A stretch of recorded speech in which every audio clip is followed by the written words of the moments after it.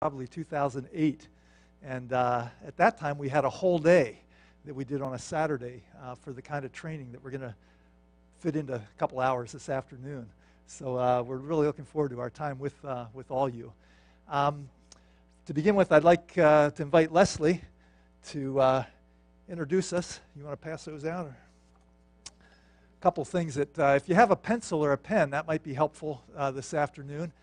And especially in this first time, we're going to be looking at some scripture together too as we talk about mission. Calling this Preparing to Serve. This, want to introduce the family? Yeah, why don't you?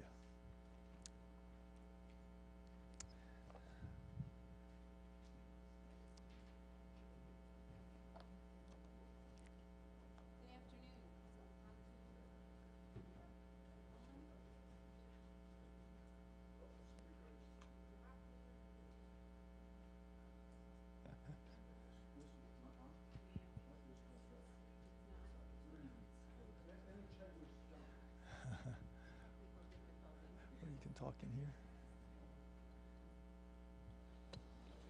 Okay, all right.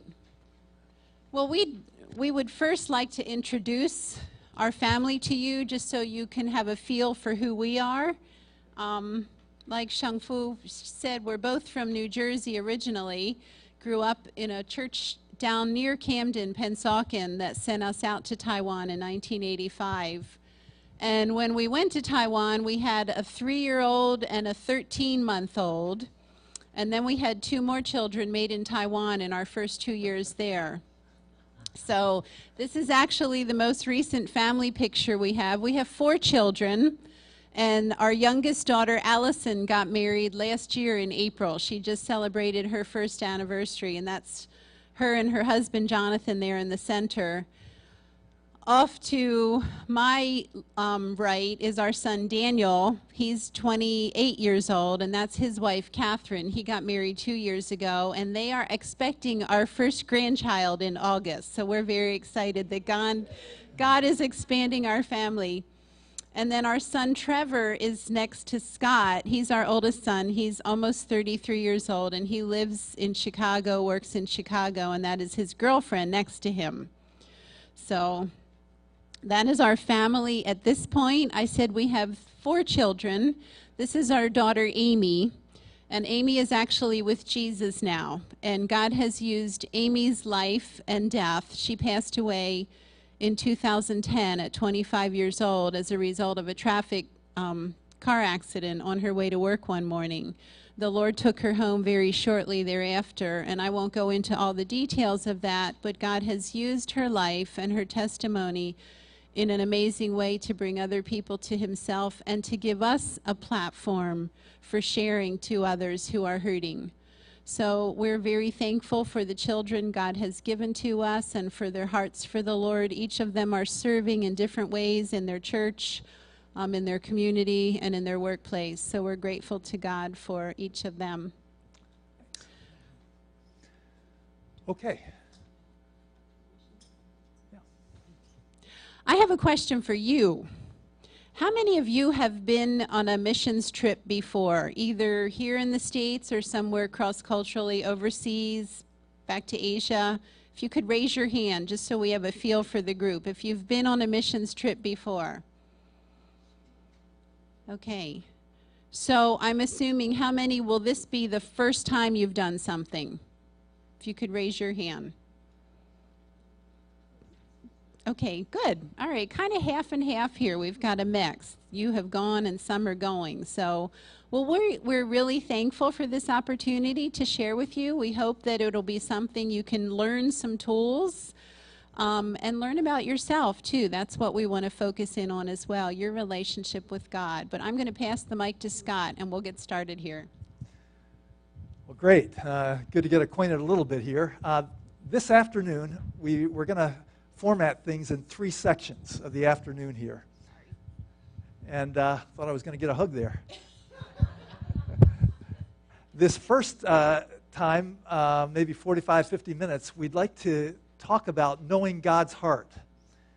And then we'll move into our world and getting to understand the world that we're going to be serving in and then really focusing on how do we prepare? How do I prepare to serve God in the work that he's calling me to? So that's kind of what we're going to look at this afternoon, and we are trusting God to make it really helpful to all of us.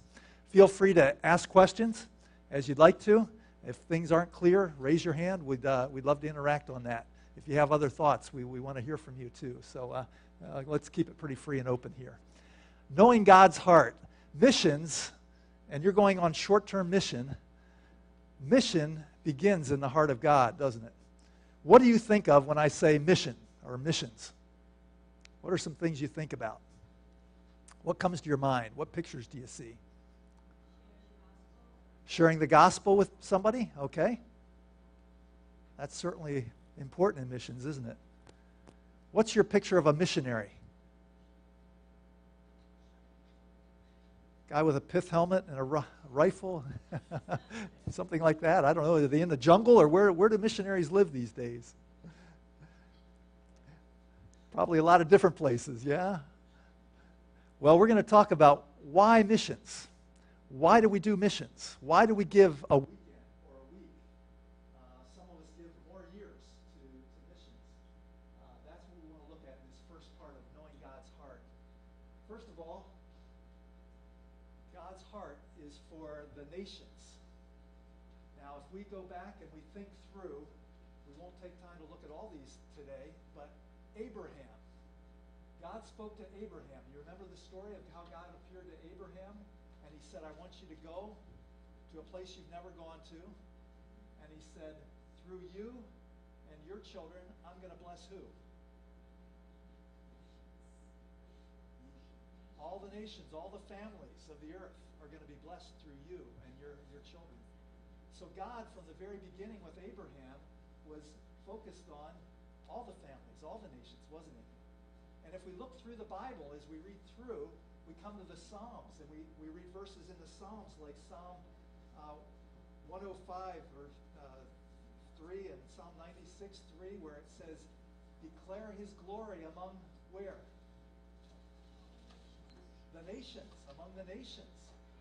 And God's heart was to get his glory shown to all the nations of the earth. We can go on through, and we see in Matthew, and Jesus said to his disciples in Matthew, declare this gospel will be preached to all what? Nations. And then the end will come. Matthew 24:14. And later on, he commanded his disciples just before he returned to heaven and said, I want you to make followers, make disciples of what? All nations. And again we see, wow, the nations are what God is focused on, isn't it? His heart is for all the nations. What do we mean by nations? Is that the United Nations? Oh. Well, it could be the United Nations. It's all the different peoples of our world. That's what God has in mind when he talks about the nations.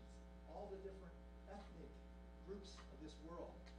Some of us are Caucasian. Some of us are Chinese. Some of us may be African.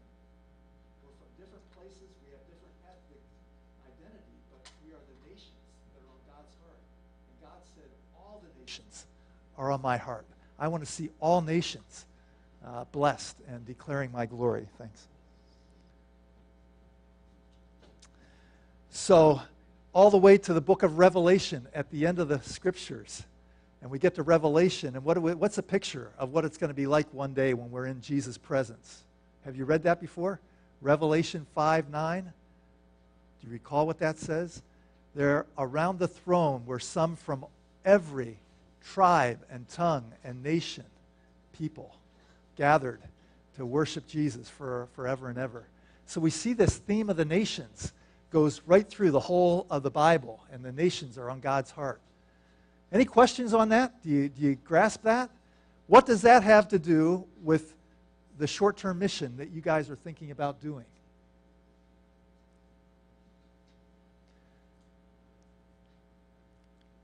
Have you thought about that? Some of you are going to go where? Philadelphia? Some of you may be thinking of going further away.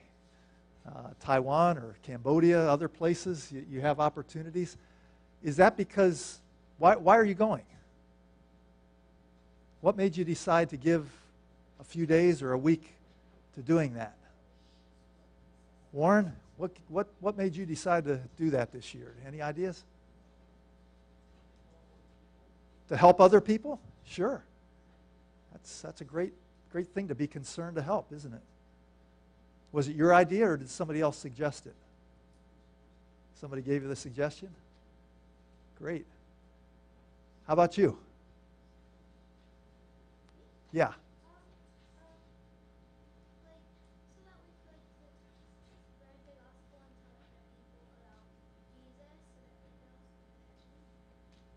Be able to share Jesus with others so that they can go to heaven. That's a great motivation, a great reason to be spending some time in that. That's wonderful.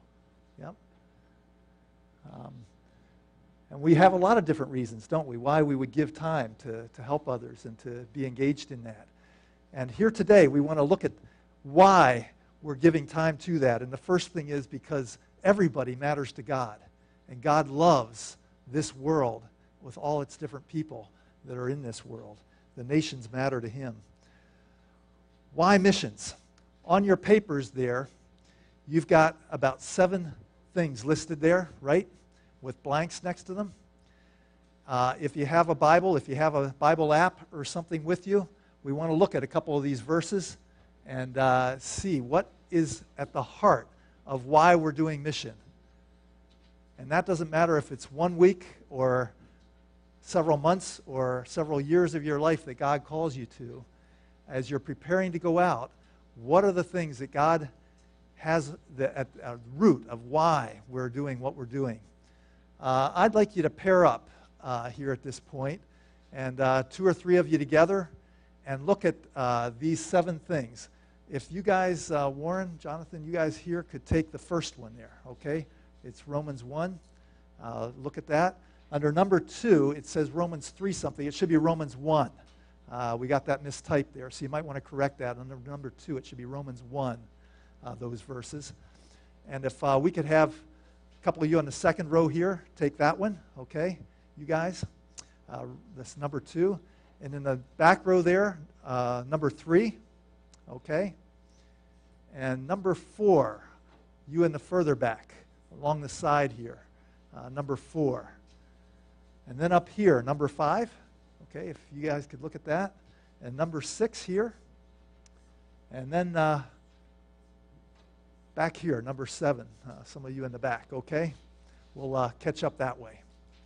Everybody clear on that? So take 5 minutes, look at the verses that are listed under your number, and then see if you can come up with what it is that we're talking about in these verses. All people, what is it about all people? What is it about God that He talks about in that? Number 2 is Romans 1, right? So you guys will remember that here. Okay, take 5 minutes. Look at these verses, and then we're going to come back together, and we're going to hear from you on what it is that the point is here, that why we're involved in missions. Okay, let's group up. If you're still working on that, you can be thinking as we revisit these. Let's talk about this first point here. And what we're talking about here is why missions to begin with. Why are we giving our time to this? Why do people give their lives to taking the gospel, like we said, to other people? So group 1 here, the first row, you guys that have worked together, Romans 1, and you looked at verses 18 to 21 there. Let me just read those verses real quickly for everybody, and we'll talk about what this means. Romans 1, beginning at verse 18. For the wrath of God is revealed from heaven against all ungodliness and unrighteousness of men, who by their unrighteousness suppress the truth. For what can be known about God is plain for them, because God has shown it to them. For His invisible attributes, His eternal power, His divine nature have been clearly perceived ever since the creation of the world and the things that have been made, so they're without excuse. For although they knew God, They did not honor him as God or give thanks, but became futile in their thinking, and their foolish hearts were darkened. Okay, Paul's saying some very important things there, isn't he? And he's talking about people, all people. What's the first thing he says about all people there? Warren or Jonathan? All people have knowledge of God, okay? All people have knowledge of God. He says all people know something about God, and they see it from his power and the world he's made. So everybody, when you go to Philadelphia, when you go to Taiwan, wherever you go, people you meet have some knowledge of a God that's there. And Paul makes that very clear, and God makes that very clear in his word here, doesn't he? All right, so all people have some knowledge of God. Group 2. You guys looked at some of those verses there too. What did you see about all people?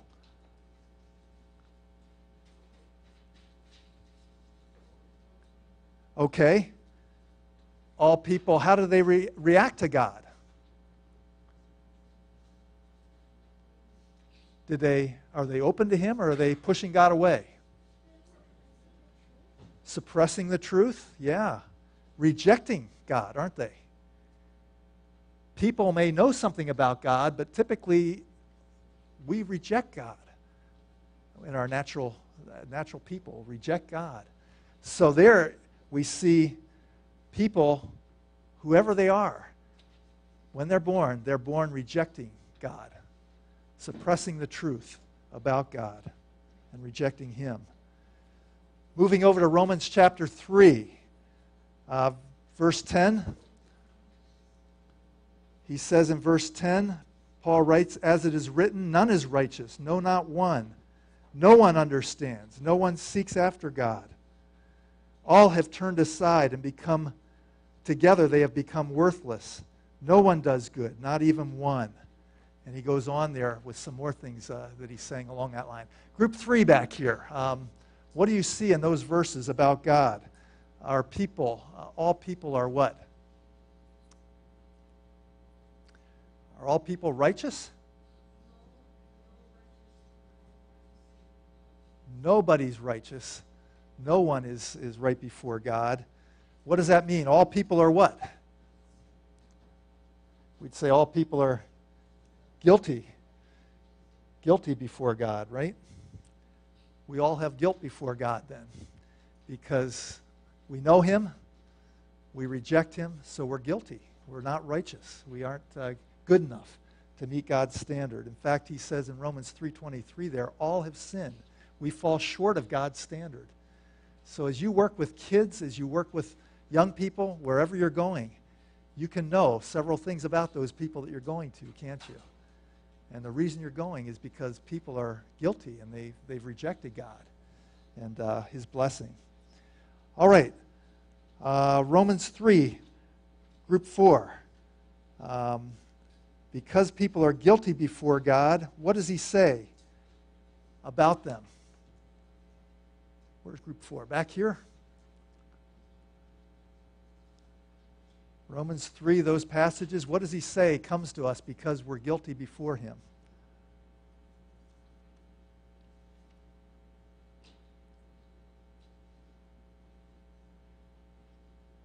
All have sinned and what? Fallen short of God, and so we're condemned, aren't we? People are condemned because they're guilty before God and they've rejected him. So all people, we are condemned for rejecting God. That's Paul's point there in Romans 3:10-20. All people are condemned because they've rejected him. Now, did God just condemn people after they were good people? How many of you were born pretty good? We like to think we are, don't we? And a lot of people would think they're good.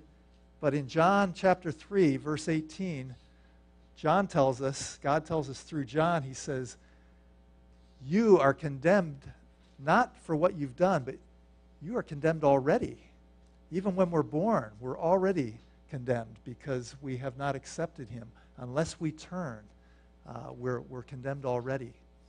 So that's an important thing to realize. And we're revisiting some very fundamental things here. And I want to take just this time at the beginning this afternoon because this is really the foundation for why you guys are giving your time this summer and maybe later too to what you're doing. We are condemned, and all people are condemned before God because we've rejected him. And that's where we begin our lives. All right, let's move ahead to number 5 here, Romans 3:21 and 22. You gals up front here had those verses. Do you want to read those for us? Romans 3:21 and 22? And then tell us what you found out of that. Is it Karen? Is that your name?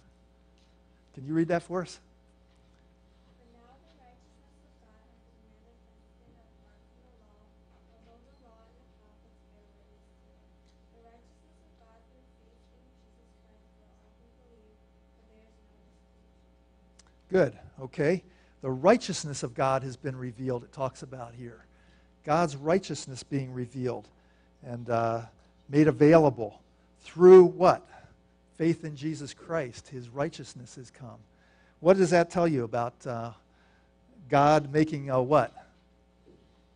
What has God made?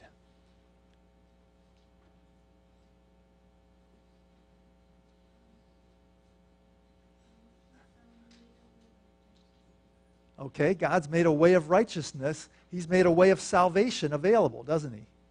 To us through the righteousness that he's given.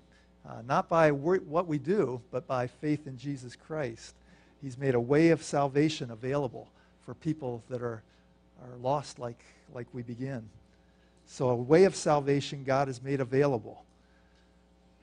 Boy, this is awful hard study for a Saturday afternoon, isn't it? But these are really important things. They're really important things. So a way of salvation is available to us. And God has made a way of salvation for lost people. That is about the best news that we could ever hope for. Number 6, a row back here from Romans 3:26 and 30. What do you see there in these verses?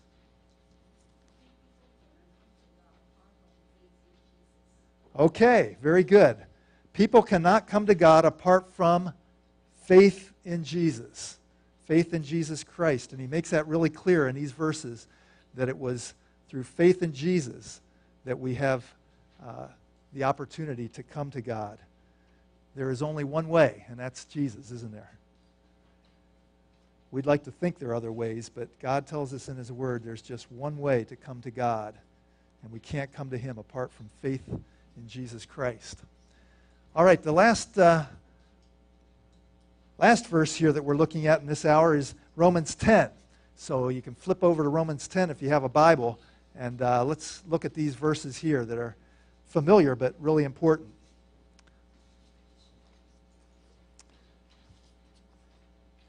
And what does God command of us, of his followers? And that's what we want to see here in verses 10 to 14, or 14 to 15 here of Romans 10. But how are they to call? How are people to call on him in whom they have not believed? And how are they to believe in somebody that they have never heard of? And how are they going to hear without somebody sharing him or preaching? And how are they going to preach unless they're sent? As it is written, and he's talking about Isaiah here, how beautiful are the feet of those who preach the good news. What is he saying here? Christ commands us to do what? Spread the gospel. And gospel is another word for good news. And he says here, beautiful are the feet of those who preach the good news. So you can't preach unless you're sent, and we need to go in obedience to that. But Christ is commanding that we go and share the good news with other people. That's why when I was about 27, God called us, and by the time I was 29, we were in Taiwan to reach people there and to share Jesus with people in the neighborhoods that we lived in Taiwan. And you guys are going to neighborhoods, maybe a different place. Maybe some of you back to Taiwan, others to Philadelphia for a weekend or a week there. You're going to be encountering different kinds of people. And why are you going? Certainly we want to go and help people. There's a lot of people in need of help today. And the cities especially are places where people have broken lives and they need help. But the help we bring is what's the best help we can bring to people? Out of this, what is the best help that we can bring and the help that people really need?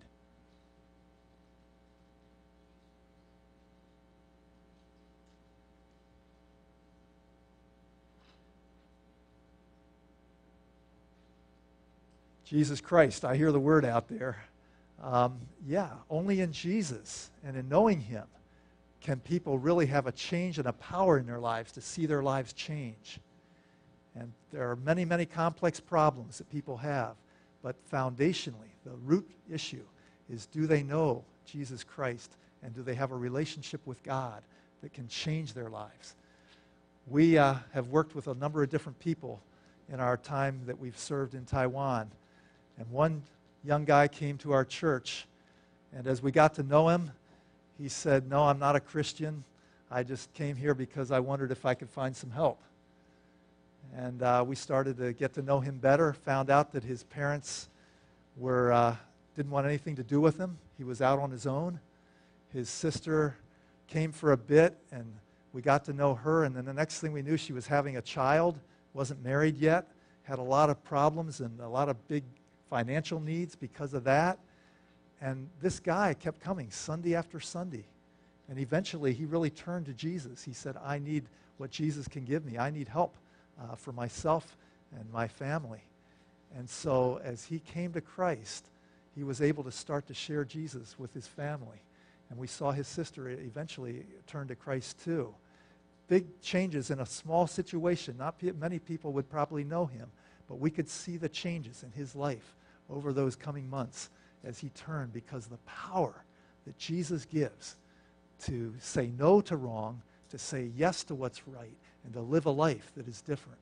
And that's the power that you guys are taking into your mission with you. That's the power that can change people and can bring answers to big, big problems that people have.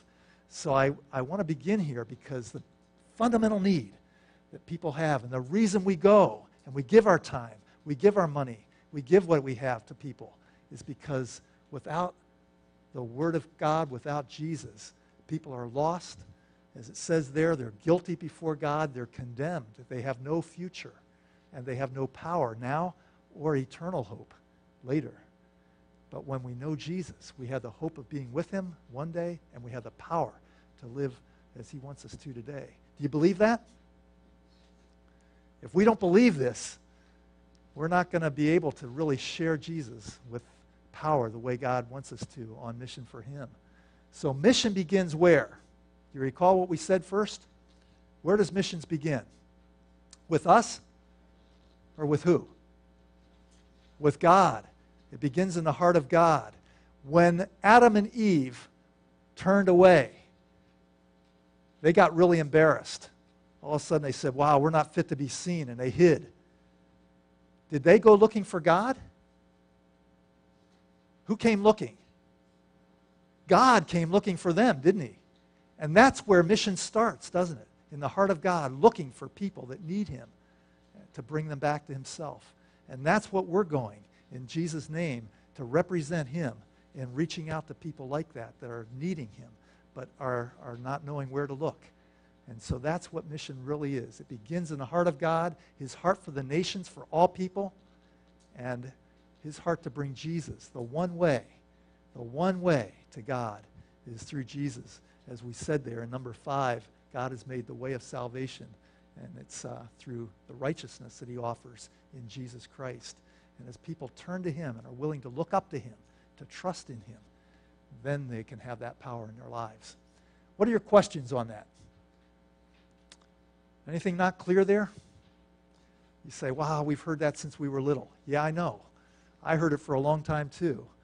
But I tell you, as we get out and we start working with people, we have to stand on these truths as a power for what we're called to do. And that's true for all of you that are stepping into missions for the time that you're giving to it even this year. Any other comments? Okay, we're going to take 2 minutes. Stand up. Yeah, Leslie? Oh, I'm sorry. We forgot to fill out the list there. I get moving ahead. Christ commands the church, those of us that are his followers, to make the gospel known, that good news known to all people, to all the nations, and to make disciples, followers of his, of those in all places that he sends us. We're going to be talking in the next hour about the world we're engaged in, where you're going to school, and the neighborhoods you're living in, and what God's doing in our world today, and how it looks, and the challenges that are there for us as we step into short-term missions as we serve him. So take 2 minutes, and then we'll come back together for the next part here. As we get back together here, I'm going to show a video clip here, and I want you guys to be watching this. It's short. It's only about 3 minutes, but I think it'll give you some thinking and some insight into what is God doing and what is he using to shape our world today, the world we're living in. And particularly here in North Jersey, these things are happening right around us. And you're going to see some questions in this video clip. Think about what's changing in our world, and then we're going to talk about several of those things in this next 45 minutes here. So I hope the sound comes through. We'll listen together to this. Whoops. Ah.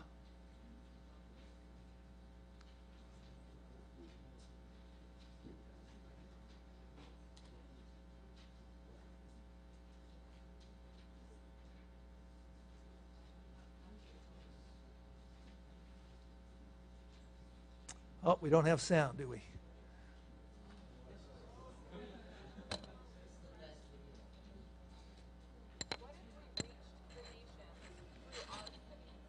What if God is sending millions of unreached people to North America for more than a better life?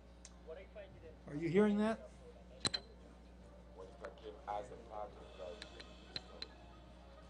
What if we responded to the fact that over half of the world's population now live in cities? Sorry. Phone? Phone? Oh, yeah. Good phone here. That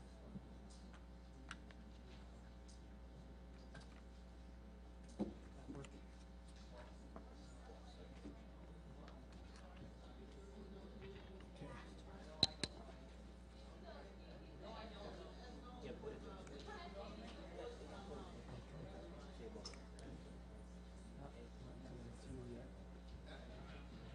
What if we saw people moving to our country as a missional opportunity? What if we reached the nations through our cities? What if God is sending millions? Okay, let's try one more time here, okay? I want you to hear what's being said. Everybody got... What if we could go into all the world without ever leaving the U.S.? What if we saw people moving to our country as a missional opportunity? What if we reached the nations through our cities? What if God is sending millions of unreached peoples to North America for more than a better life? What if I didn't come to America for the American dream? What if I came as a part of God? What if we responded to the fact that over half of the world's population now live in cities? What if I am more open to the gospel here in my own country? What if the gates to unevangelized countries were open through American cities? What if the gospel spread through networks that already exist? Through business, through education, Through migration. what if our cities became birthplaces for disciple-making movements around the world? What if I take my education and Jesus back with me to my country? What if the command to go meant across town? What if American Christians were as good at missions in our homeland as we are overseas? What if the next challenge for missionary pioneers is not reaching remote villages, but reaching busy, hidden, influential people now residing in our cities? What if the strategic frontier of missions is closer to home than you think? What if the foreigner next door is one God wants to save? To reach thousands in Asia with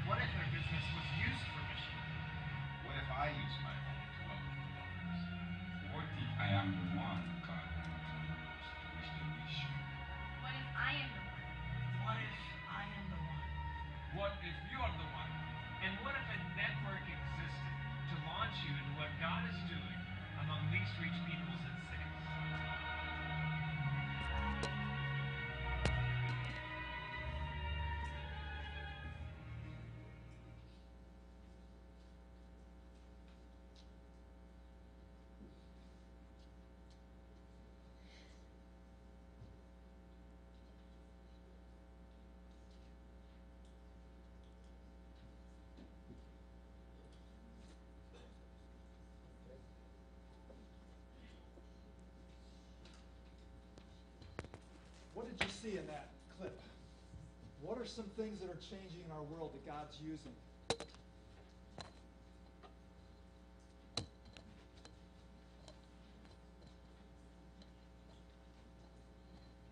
What did it talk about there? Do you guys, what are a couple things you saw?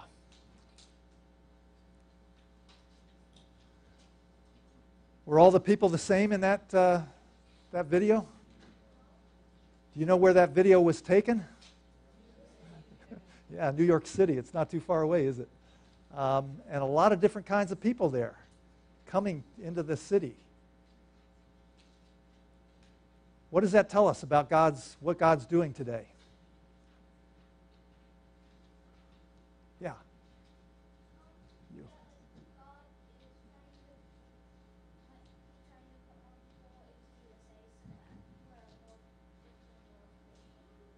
Okay, God is bringing different people here so that number of Christians can be more? Okay. Yeah.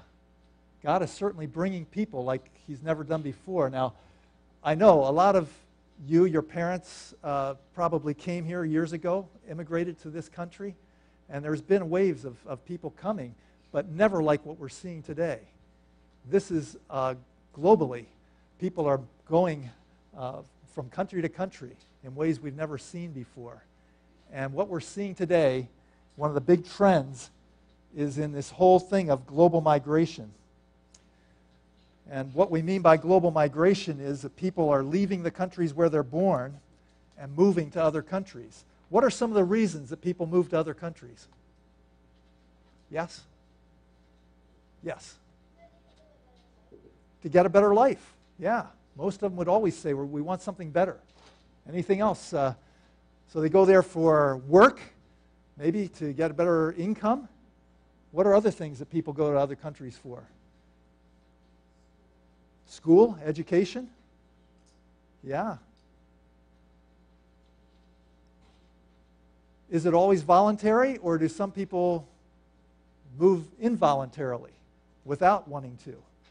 Shangfu? Good. Tours, refugees. Yeah. A lot of people, and you know where the big wave coming right now is out of Syria and Iraq through Turkey, and a lot of them are being resettled here in the U.S., different places, because of all the turmoil that's going on in their area.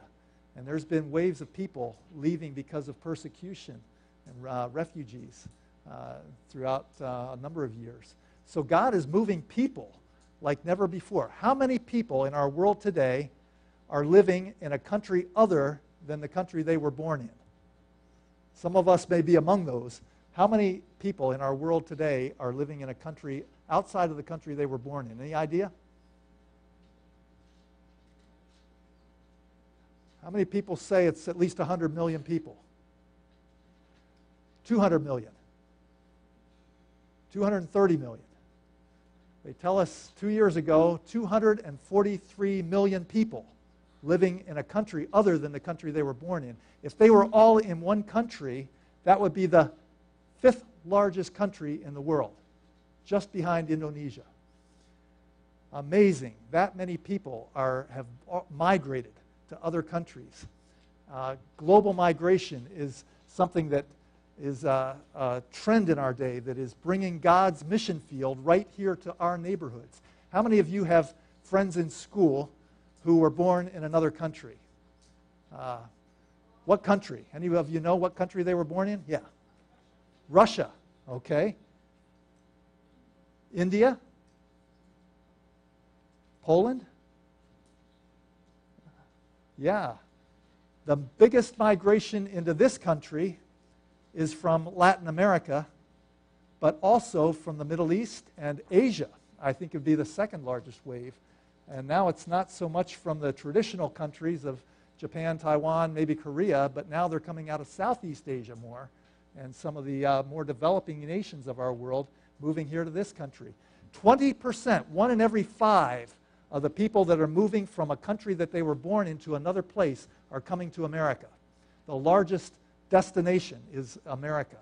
So that says to us, those of you that are in high school now, middle school and high school, You're living in a nation that is drawing people from all over the world. God is bringing people here to this country that need to know him, but that come from very different backgrounds. 41.3 million people in this country have moved in from other countries. They were not born here, but have moved in from other countries. 41.3 million. That means about 1 in 8 Americans are in this country, living here, that were born overseas or born in another country. Out of that, that would include legal, illegal, all people put together. Now, if you include their children, second generation, like many of you, that becomes 1 out of every 4 Americans. So you guys are in good company here in this country. That means that the wave that God is bringing is huge in our country. So how do we face that challenge? That's what we want to think about today. You're in school with students, fellow students from Russia, from India, maybe from different areas of Asia. What do they think about God? Do they think about God? What is their religious background and thinking like? Have you ever talked to them about that? That's something we want to think about a little bit today. As you're getting ready to go into short-term mission, you're going to be facing different kinds of people, as you do even in your schools right now. Well, what this tells us is that there's also groups of these people from other places living in our cities, like we saw in that video clip, whole communities in New York City, areas that people gather, and we call that diaspora people. Anybody know what diaspora means? You know, these words get thrown around. Yes? Diaspora peoples include those moving internationally from refugees and even to pursue higher education. Very good. Okay, so it includes all kinds of different people that come from other places, doesn't it? It means scattered. Diaspora means scattered, and what it means is that they've scattered from where their traditional homeland would be and gone to other places. And right now, we have a lot of communities of peoples that are outside their traditional homelands living in our cities and neighborhoods. And within 50 miles of this church, there are dozens, like we saw in that video clip, of distinct diaspora communities, as we call them. So these communities are, they share a common culture. They like the same kinds of food. They get together for certain events and festivals together, things like that. But kids are being mainstreamed into schools that you go to, everybody put together there. And yet these people are living a distinct and like to keep to themselves in certain ways, even as their kids may get melted into the American society at large, like many of you have been part of in these years.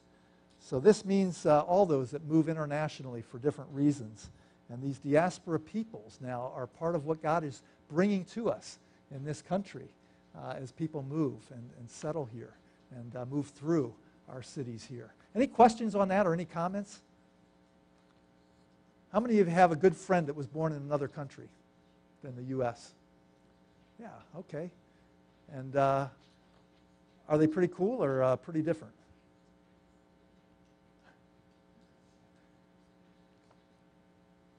Well, they're like you in a lot of ways, but they probably have some differences too, don't they? And it's as you get to know them that you start to have the opportunity to share with them more. We'll talk about that a little bit more later today. Well, as we look at the way that God's at work, we also see that these people come with different ideas with them. And so we're seeing more and more religious differences that are coming into our society too.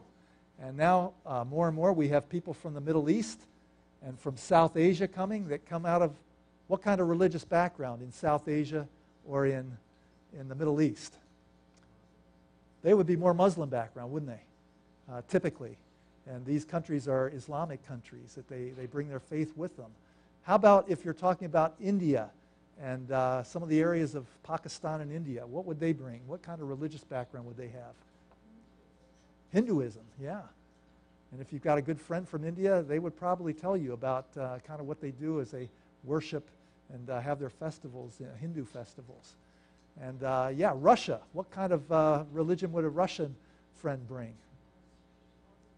Probably Orthodox background, typically. Yeah, Russian Orthodox. And they have certain festivals. They celebrate Christmas not on December 25th, but on January 7th. So knowing those things is helpful when we get to know these people. Well, we're getting more and more of a religious mix in our society. And that's part of the challenge of doing missions. Being on mission with Jesus today means that we're connecting and rubbing shoulders with people with different kinds of religious ideas. And we are representing Jesus to the rest of the world. And yet they're coming with a lot of different ideas, and we can't assume that they know the God that created this world, that they know the Bible and what the Bible teaches. So we have to begin understanding them and getting the opportunity to share with them. Well,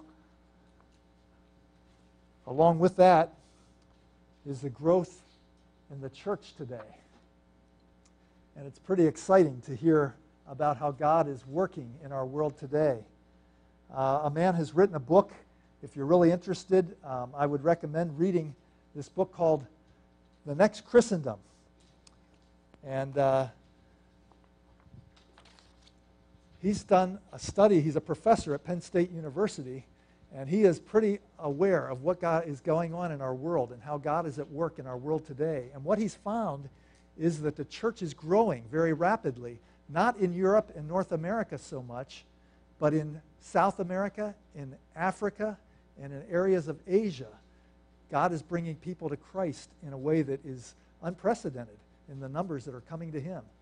And they are worshiping, sometimes very different from the way we worship, but they are worshiping Jesus in these places where God is sharing. Jesus is changing people and bringing them to faith in these areas of our world. So very interesting to see what God is doing in our world today.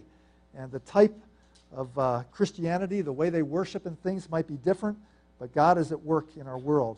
And they are coming to Christ, and we're excited to see God's work carried on.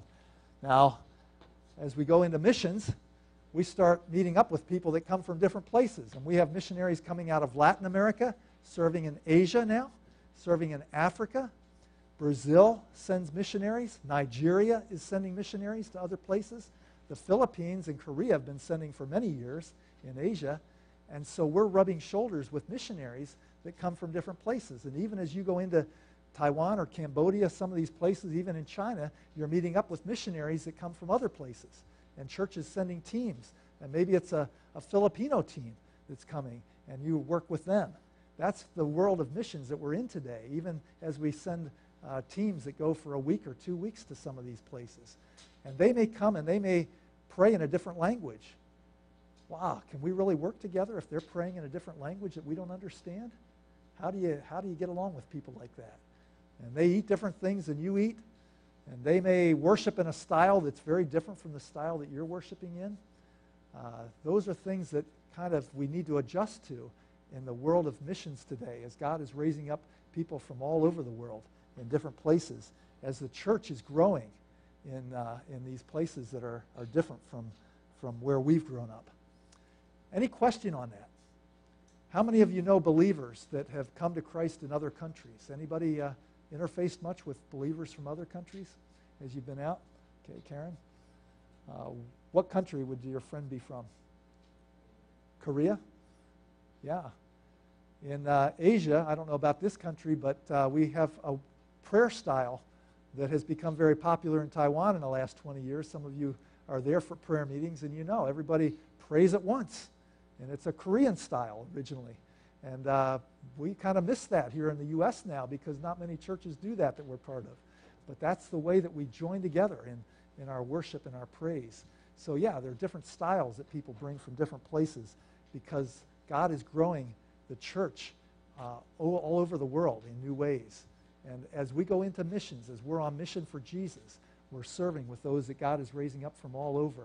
And we've seen God raise up missionaries even out of Taiwan. There are about 300, close to 350 that are serving outside of Taiwan now, taking the gospel to people in China and Southeast Asia and other places. So it's exciting to see God growing his church all around the world. Well, the last thing that we see as a trend in what God's doing today is the challenge of unreached people. And we saw that in that video clip. What do we mean by unreached people? Unreached by what? Unreached by God, the gospel? Yeah. People that have never heard of Jesus as God's Son and his one way of salvation. And we have unreached people around the world in different places. Now, if we were to look at a map of our world today, this is something about what it would look like. This was 2014, about a year ago. You see the green places? The green areas of this map would be areas where the Church of Jesus Christ is pretty well established, where there's at least 5 or 10% of the people there would know Christ, sometimes many more than that, but at least that many. And churches are well developed, and they have strong ministry in those areas, reaching out to people in those societies, reaching the people that come there. So those green areas would be established areas, significant areas of where the church is pretty strong. Now the yellow areas are what? Growing, but not quite fully established yet. They're still in process. And you see yellow areas across Europe and some of the north of Russia, and then in areas of Latin America, Africa, and even Egypt and Sudan, those areas of Eastern Africa. Those are still developing. They still need assistance. They still need our help in ways, but there is a church that's developing, and we need to support and develop that church. And as we work together around the world in mission, this is part of what we're doing, is helping to see the name of Jesus raised up in these places. Then you see a lot of areas that are red. What are those areas?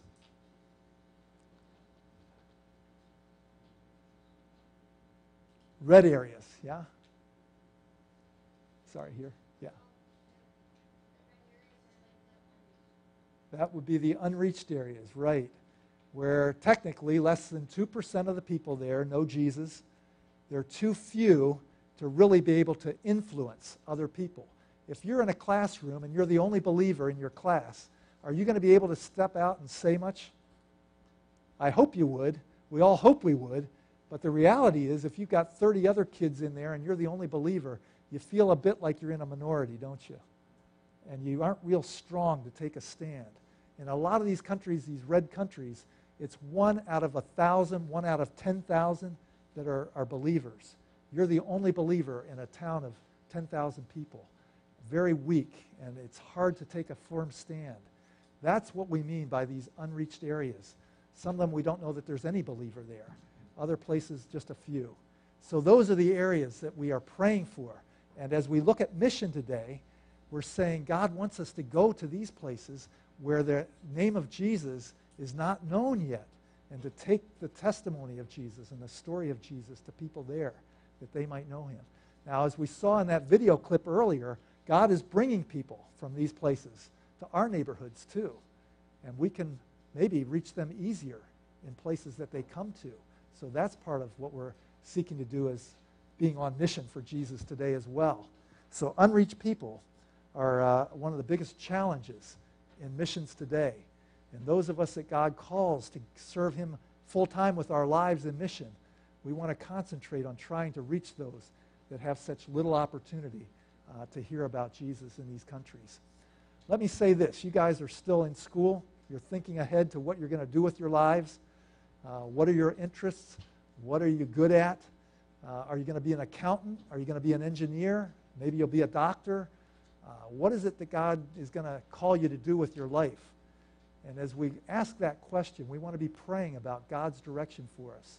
And I would encourage all of you, like Leslie and I did when we were young, we came to the point of saying, God, whatever you want, I'm ready to do. Now that took a process to trust God to that point. But every one of you are facing that kind of a decision in the next 5 years, maybe 6 or 7 years of your life. Are you willing to say, God, I'm here. Whatever you want, I'm willing to do. And you might be surprised at how God leads.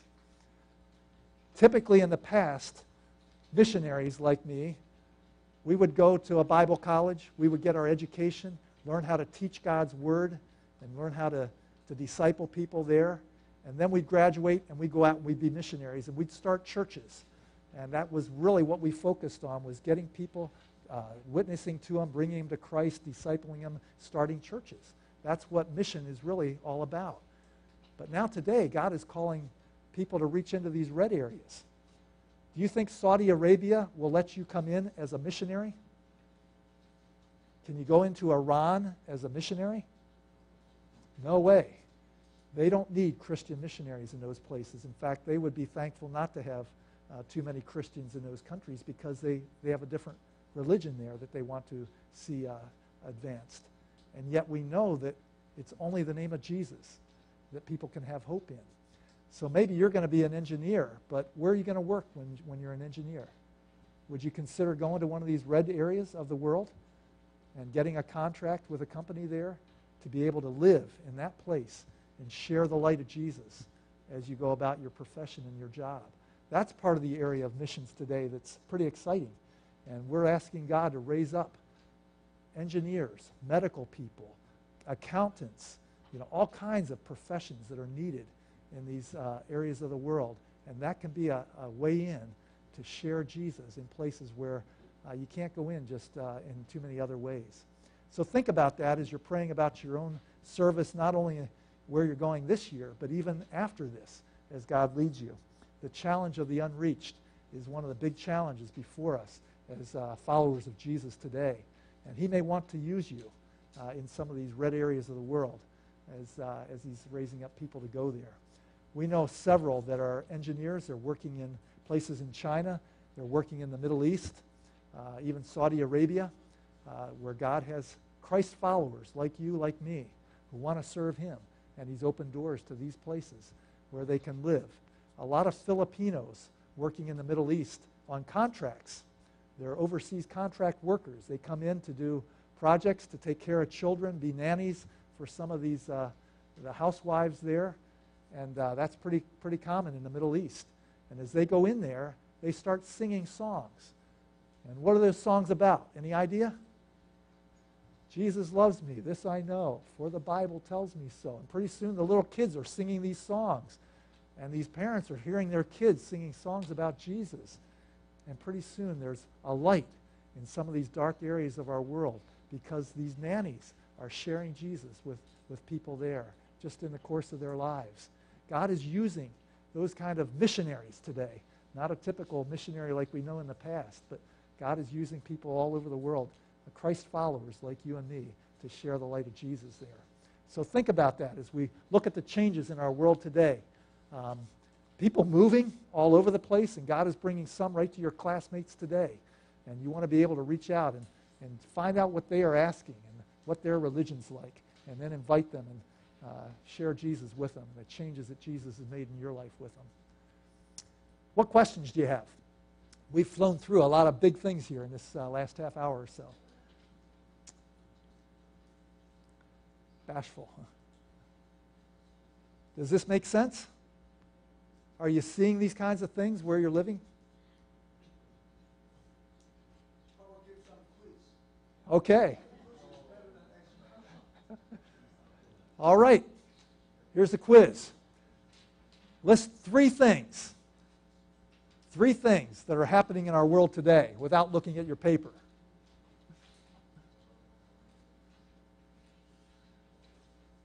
Yes. Global migration. Okay, how many people are living outside the country that they were born in our world today? 243 million. Hey, pretty sharp. Okay.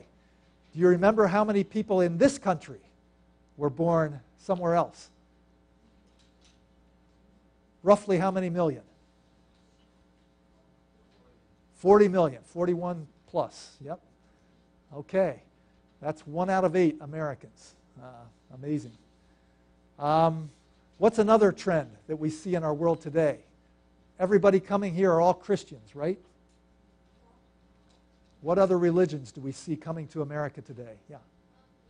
Hinduism? A lot of doctors and financial planners, financial services coming out of India today to this country. Amazing the numbers that are coming. So Hindus, people that have Hinduism in their background. What's another one? Buddhism? Yeah. You go to Cambodia, those coming from Cambodia, Southeast Asia, most of them would be Buddhist background. Yeah, Buddhist world. Yes. Muslims. Very good. Yeah. Those would be the three main ones. And then we've got a lot of others in that too. And we'll talk this afternoon a little bit later about those that come with no religion. And how do we approach them? Okay. No other questions, huh? You guys are really easy to teach, I'll tell you. You don't put us on the spot. Any questions? Let me say that in Taiwan, we're seeing the same trends. This isn't just America. In the last 20 years, we've seen a big increase of Southeast Asians coming to Taiwan. And one of the women that we've worked with now for about the last 8 years, her last name is Chen, Mrs. Chen, left Taiwan about 40 years ago, went to Toronto. She got her PhD there. She was hired by the Canadian telecommunication industry and worked as a manager in that for 30 years. Retired about 8 years ago. And you know what she felt burdened to do? She said, God's calling me back to Taiwan to reach the Vietnamese in Taiwan. I said, wow, that's interesting. But she had known Vietnamese churches in Canada that were sending teams to work and try to reach Vietnamese in Taiwan. And she said, God has given me this burden and his calling to go to Taiwan and work with the Vietnamese. Some of them come and they're married to Taiwanese men. They can't speak Mandarin.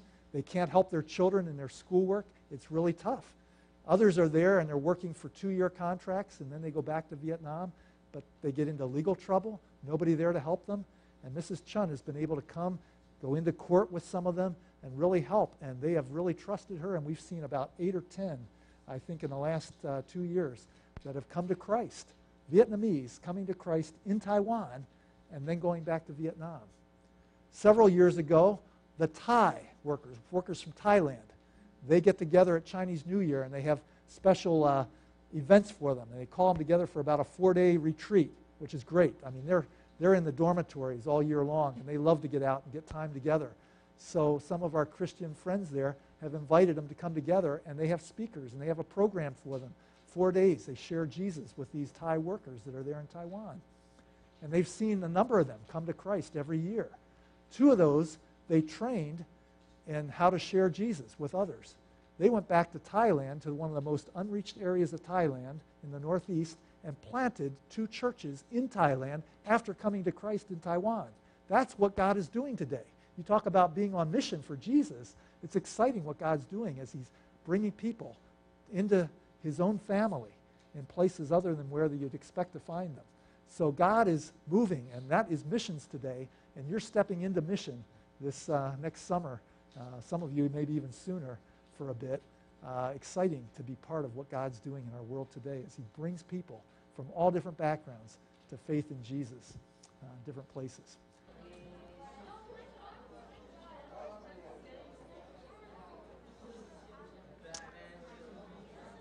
All right, we're going to gather up again here and get ready to start our last part today.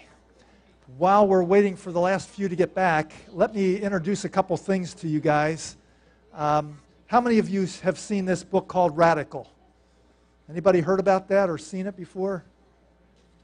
Published about 3 years ago, maybe. David Platt is the man that wrote it. He's been a pastor in Birmingham, Alabama, and God has turned that church around, and many, many of the people in that church are investing in God's work around the world, even to the extent of leaving their professions to go when God calls, and investing pretty heavily in some different ways. It's been amazing what God's been doing. David Platt now is the head of the International Mission Board of what's the Southern Baptist Convention in our country, and they have probably close to 4,000 or 5,000 missionaries around the world. But a guy that's been in China, taught in house churches in China, he's been to Nepal, Africa, all over the world, and he writes a book that says we need to be radical in our commitment to Jesus Christ today. And it might cost us in some pretty specific ways, but we're going to be willing to pay the price and to pay the cost, whatever it takes for God to use us in pretty significant ways in our generation. So I'd encourage you to grab that and get a chance to read it sometime. It's not real big. As you can see, it's not real thick. I think you could read through it in maybe a couple of days if you grab it. So please keep that in mind. The other thing I'd like to introduce to you is a little bit bigger book. That's a thick one. It's a heavy one. Operation World. How many of you have seen that before? Anybody? Okay, it's available in Chinese and a lot of other languages too. But what this book does is, in 1 year, it has dates at the bottom of the pages, January 1st to 11th and on through April. We're planning for China these last couple of weeks in here. And it will guide you around the world to pray for every country of the world. And this has information on the history of that country a little bit, the church there, what it's like, how many missionaries are there, how many are being sent out of there, just a lot of things, and things to pray for that country, things that God is doing, things that we want to see God do in that place. And this can be a great tool to pray. I have chosen this year to pray through it in the whole year, just day by day, working my way through it. I don't get it every day, but let me say, too, that there is an app for Operation World. You can download to your cell phones, and it'll just send you every day one person, one people group to pray for, or one request in that country to pray for. So that can be another way that you can step into what God's doing in our world today and be aware and be praying for things that God is doing in our world. We are going to talk more about that in just a couple minutes as Leslie comes. But this is a great resource. It's got the CD with it. You can get as well if you want to have the CD version or the printed version. They're both available there. So keep those tools in mind as you think about going on mission for Jesus today. I'll let Leslie take it from here then. Okay, we're going to start with session 3. What did we talk about in the first session? Whose heart? God's heart. God's heart for the nations. Okay, and then session 2, we talked about who? People of the world, that's right. Well, this session we're going to talk about you. Everybody likes to talk about themselves, right? Okay, well, we're going to talk about you. We're going to talk about us right now. And I want to start out, we're going to start out with some serious stuff, but we're going to get down to a game and have some fun too, some interaction. So what I'd like you to do first is turn to John chapter 15 in your Bible. Oh, do you all have a sheet? There is a number 3 worksheet. And we're talking about fruitfulness, looking at John 15,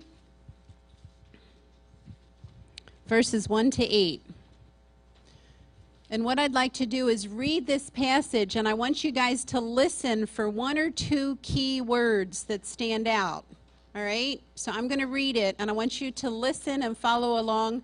My word may be a little different than yours, but it's repeated a lot.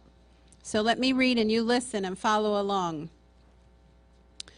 I am the true vine, and my Father is the gardener. He cuts off every branch in me that bears no fruit, while every branch that does bear fruit, he prunes, so that it will be even more fruitful. You are already clean because of the word I have spoken to you. Remain in me, and I will remain in you. No branch can bear fruit by itself. It must remain in the vine. Neither can you bear fruit unless you remain in me. I am the vine, you are the branches.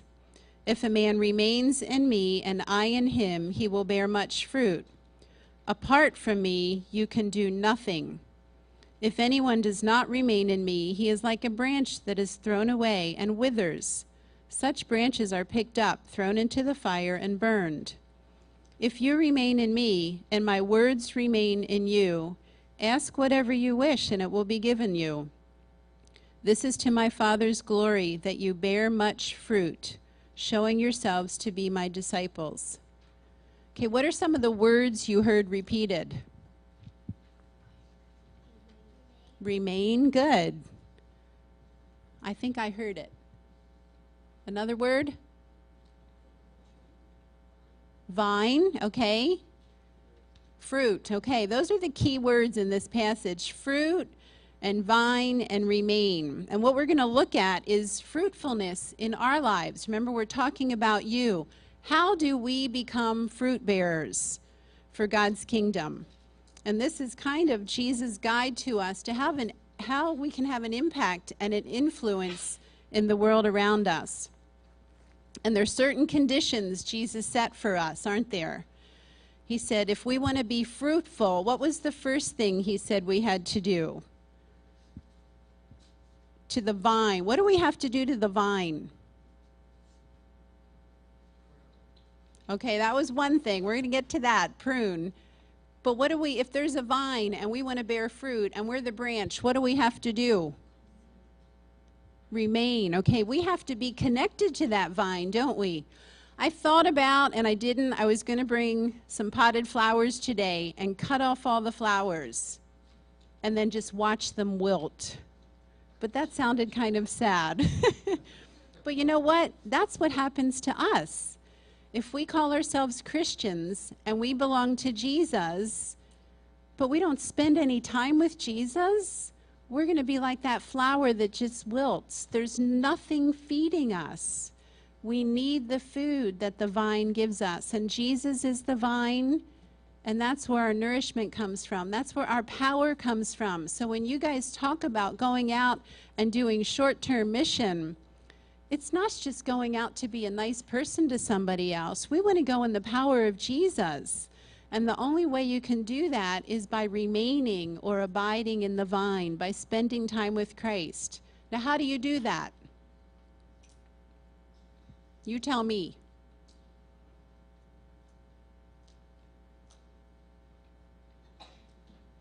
How do you spend time with Jesus? Okay, read the Bible? Good. And when you read it, what do you do with it? Just fold it up and put it away? Okay, good. You meditate on it. You think about it. Good. You try to understand it. And then what do we want to do with it? Obey. That's right. We want to obey it. So Jesus is the vine. We are the branch. If that branch cut off, if that branch doesn't spend any time with Christ, that branch is going to die and wilt away and be powerless. And we want to be people who have the power of Jesus at work in us. So we need to abide in the vine. We need to cling to Jesus and allow his word to change our lives. And then over here, you said we need to submit to his what? Do you remember? Somebody said it. Pruning. Okay, we need to submit to his pruning. Sometimes Jesus prunes us. What does it mean to be pruned? Have you ever watched a gardener? Are they cutting the tree back so far that it can never grow again? No, they're just cutting a little bit of it off, enough so that it can bear more fruit and be even more beautiful. And that's what Jesus does to us. Sometimes, or God, the gardener, comes along and prunes us. And he may prune us through some difficult situations to teach us more about him. I shared with you guys how my oldest daughter passed away 5 years ago. And in a sense, we felt like that was a little bit of pruning, and yet God has used it for good in our lives to teach us more about him.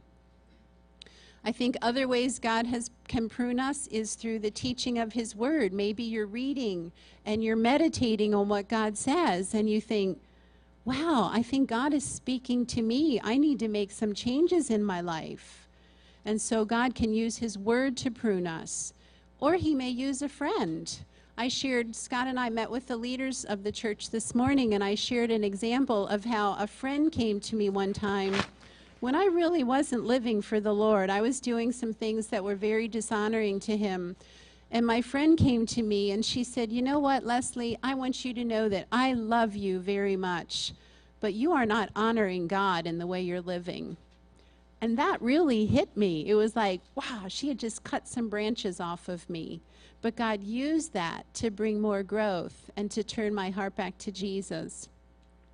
So we need to abide in the vine, cling to Jesus, and allow his word to work in us, we need to submit to his pruning. And sometimes pruning can be very painful, but God can use it for good.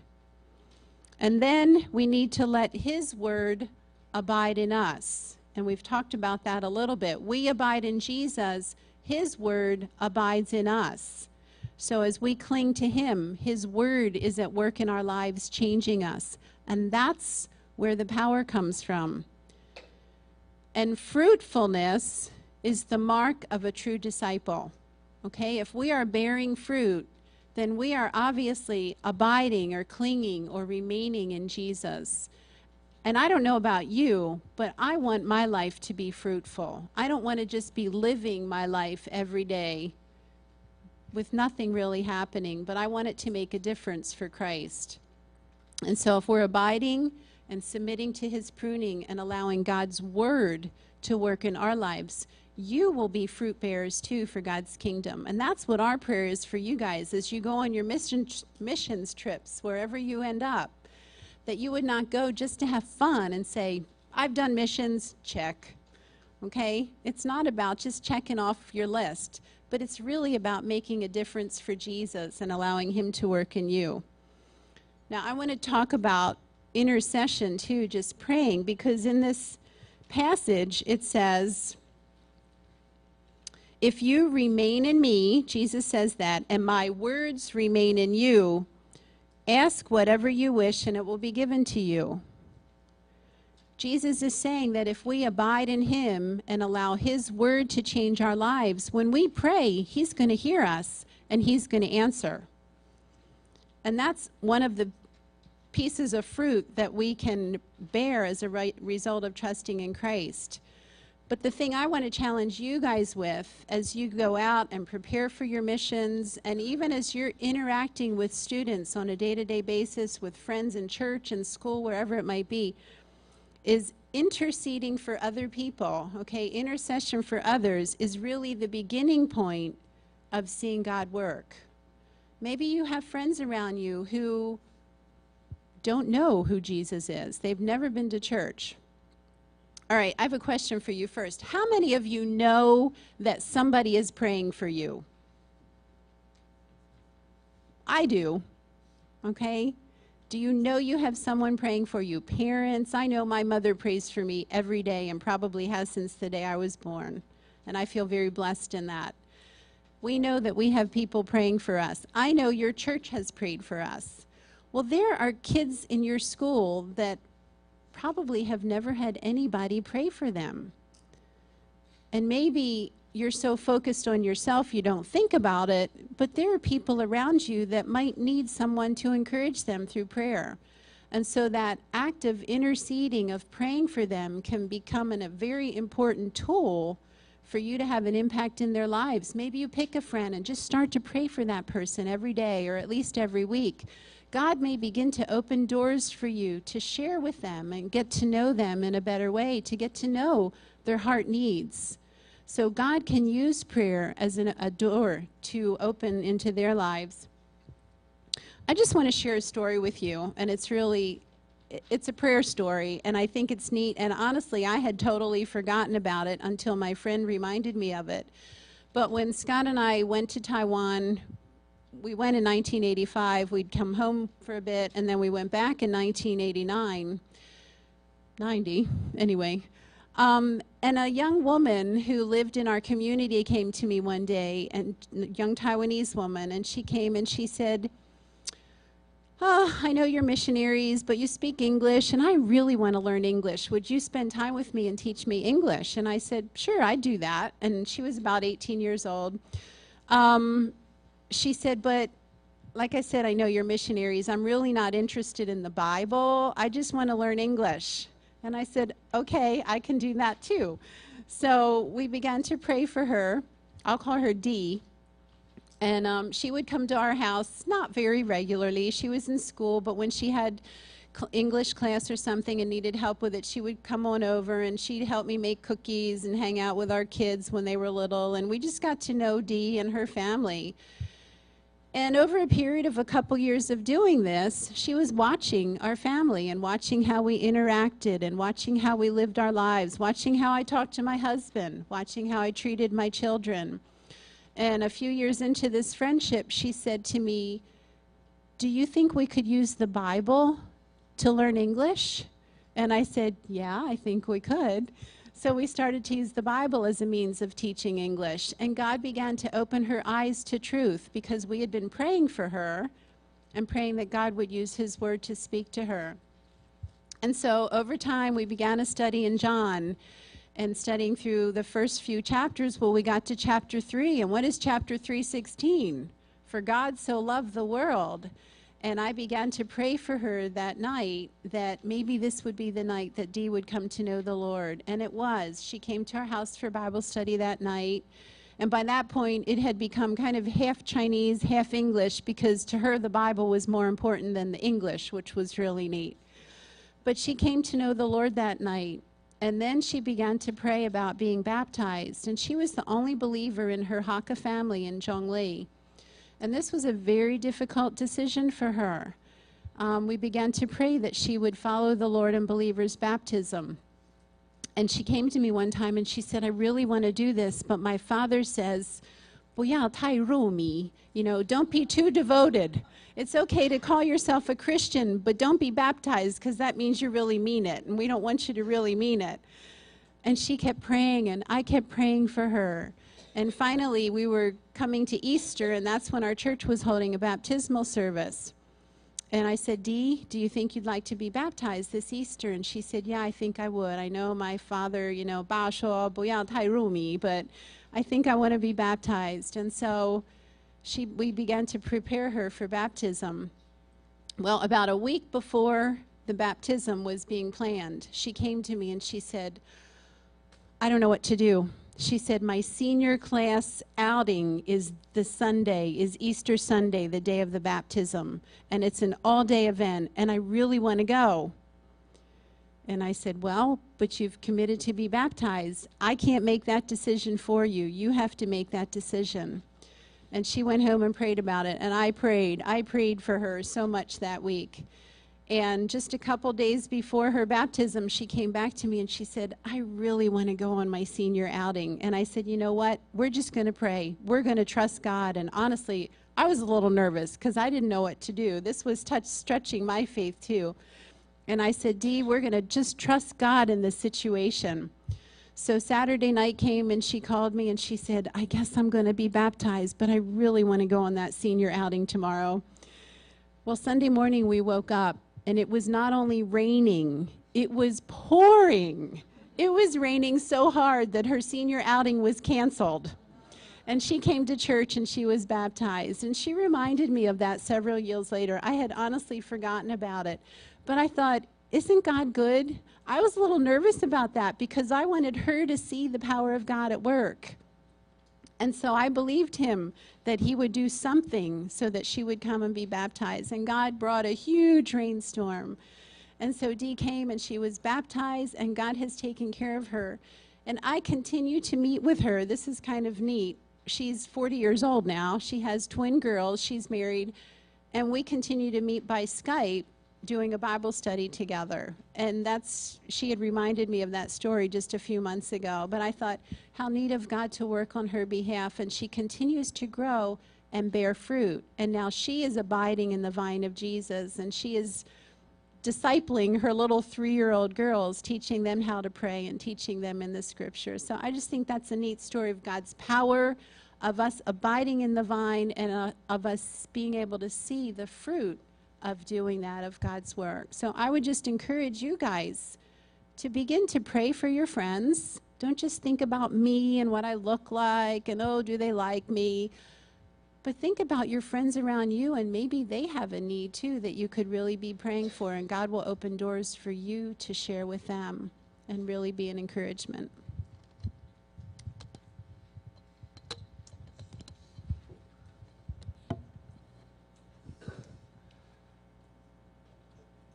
Thank Leslie for preparing ourselves by what? Prayer for fruitfulness. And it's as we pray that God prepares us in order to be able to bear fruit. As we put our roots down, we can draw from the vine and be able to bear fruit for Him. Second thing we want to talk about is expectations today. And this is a very important thing as you're preparing to go into missions and serve in a short-term mission. What are your dreams? What are your expectations? What are you thinking things are going to be like for this short-term mission that's coming up? A lot of you are going to Philadelphia. What's it going to be like? What do you expect? Is it going to be fun? Anybody got a word? What's the one word you'd use to describe what you expect? Warren, what would you say?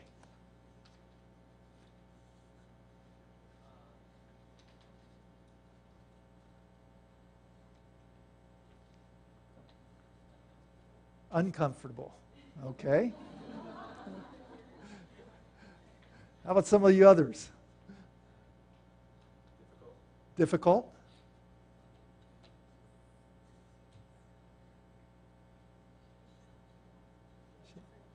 Oh, I'm sorry. Michelle? Oh, I'm sorry, Michelle. Okay. I'll get to know you. Pardon me? Hyperactive children. Huh? Wow. Yeah, these are all things that you kind of know ahead of time and you kind of envision. This is the way it's going to be. And there might be some fun. There might be some fun things, too, that you probably are expecting to have as part of this, too. And as you come back, you'll probably have ideas. I'm going to look back on this and be thankful I did this in some ways. Well, we all have expectations for what we're getting into, whether we're in school, whether we're in work, whether we're serving Christ in something like this. We have expectations before us. And those influence our experience in a significant way.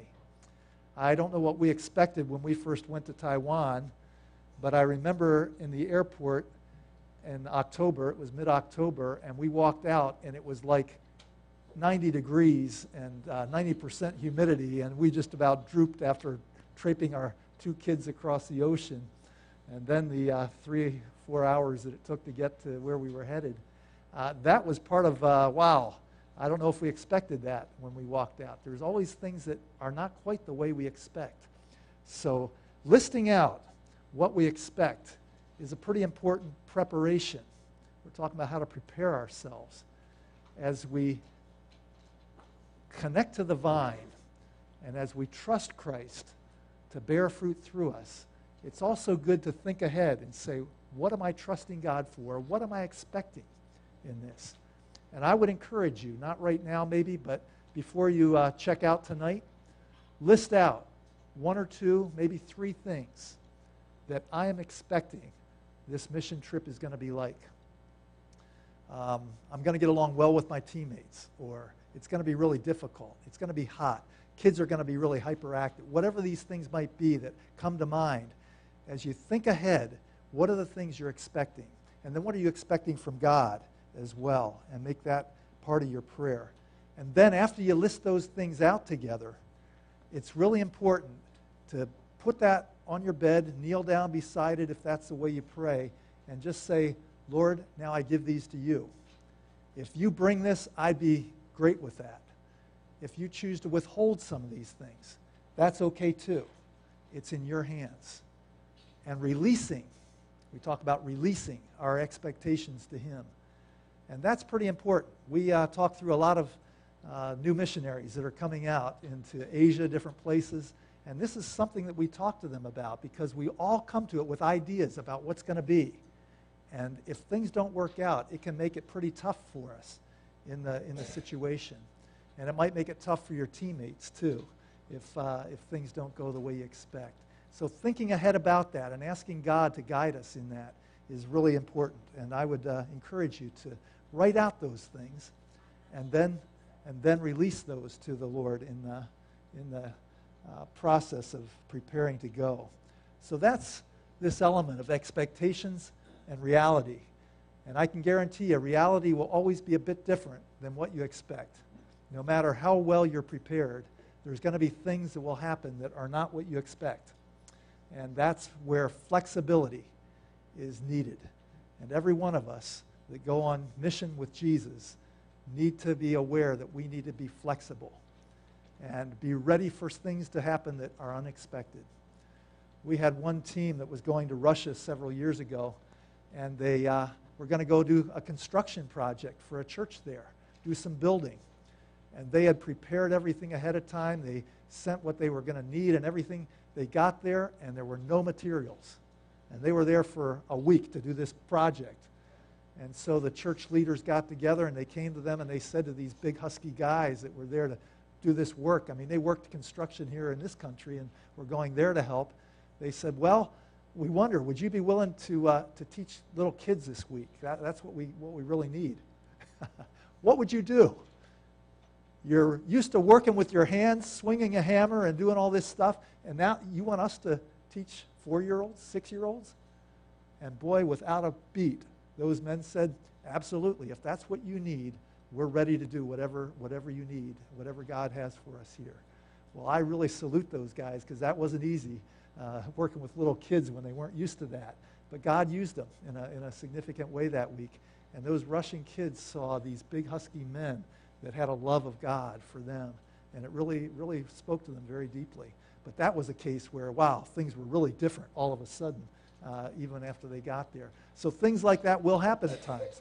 And things can happen where you might have an accident, you might get hurt, something like that might happen. But things sometimes don't turn out the way we expect. And that's why it's important at the beginning to write those things out, get a clear picture, and then say, Lord, this is in your hands now. Whatever you want to do with it is okay with me. And release that to him to lead the way he will. Well, that's expectations and reality. The next thing that we want to talk about is encountering and engaging other people. And to do this, I might need to play a video clip. John, do you know if we can get sound again up here? I'm sorry, might need that here.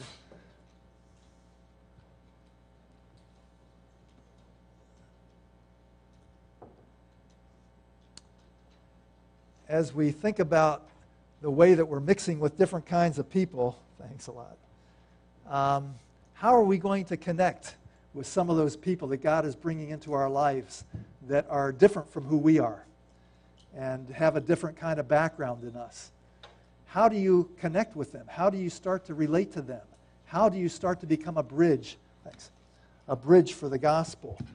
And that's what we want to hear from in what we're going to look at here now. I want you to listen as best you can to what these guys are saying. These are people from Europe, and they're talking about what they think and see about God. And their ideas may be pretty different from what we typically see for ourselves.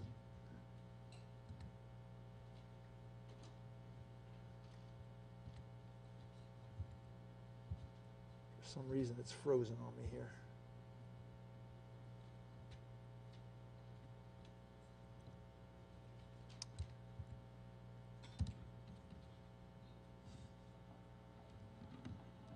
What do you think about God? What are your thoughts on God? I think God it not exist. Thanks, John. An idea that human beings made up, because we need to believe in something else, not just this world. I believe in some like power, but I'm not sure if it's like God or if it's God in a like Christian way. He's in 3 forms: Father God, Holy Spirit, and Jesus Christ. I don't believe in him, so I have no opinions about him. According to my opinion, something must exist, but nobody knows what is it. Yeah, the animals, flowers. Yeah, who did it? Yeah.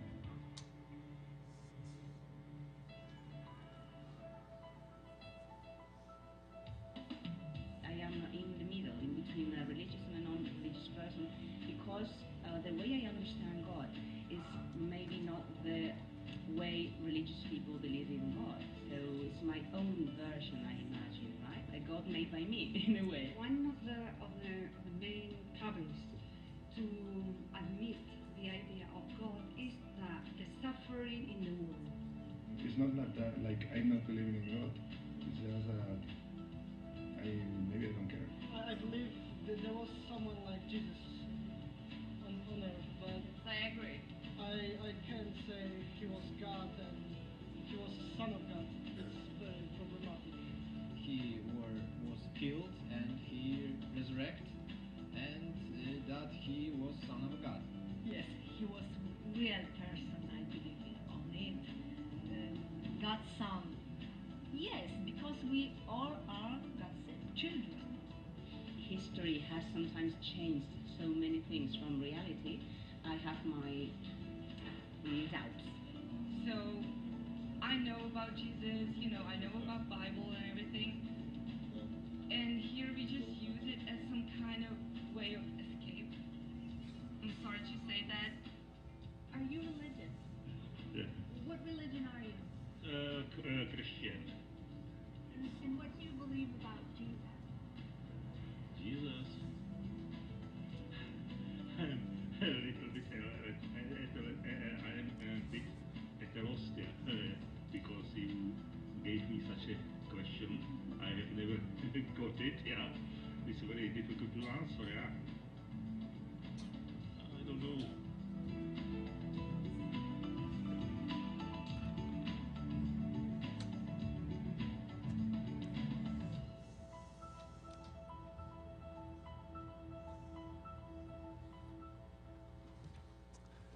Okay, that was interesting. I don't know if you could hear all of them and what they were saying too well. But what did they reflect as they were answering the question about who is God, who is Jesus? Did they all agree with each other? No. What did you hear some of their answers say?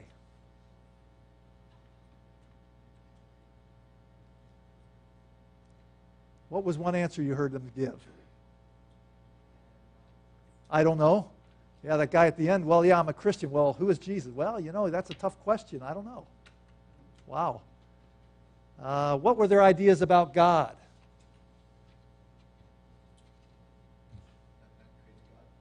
Creator God? Is that what you said? Okay. Yeah. Yeah.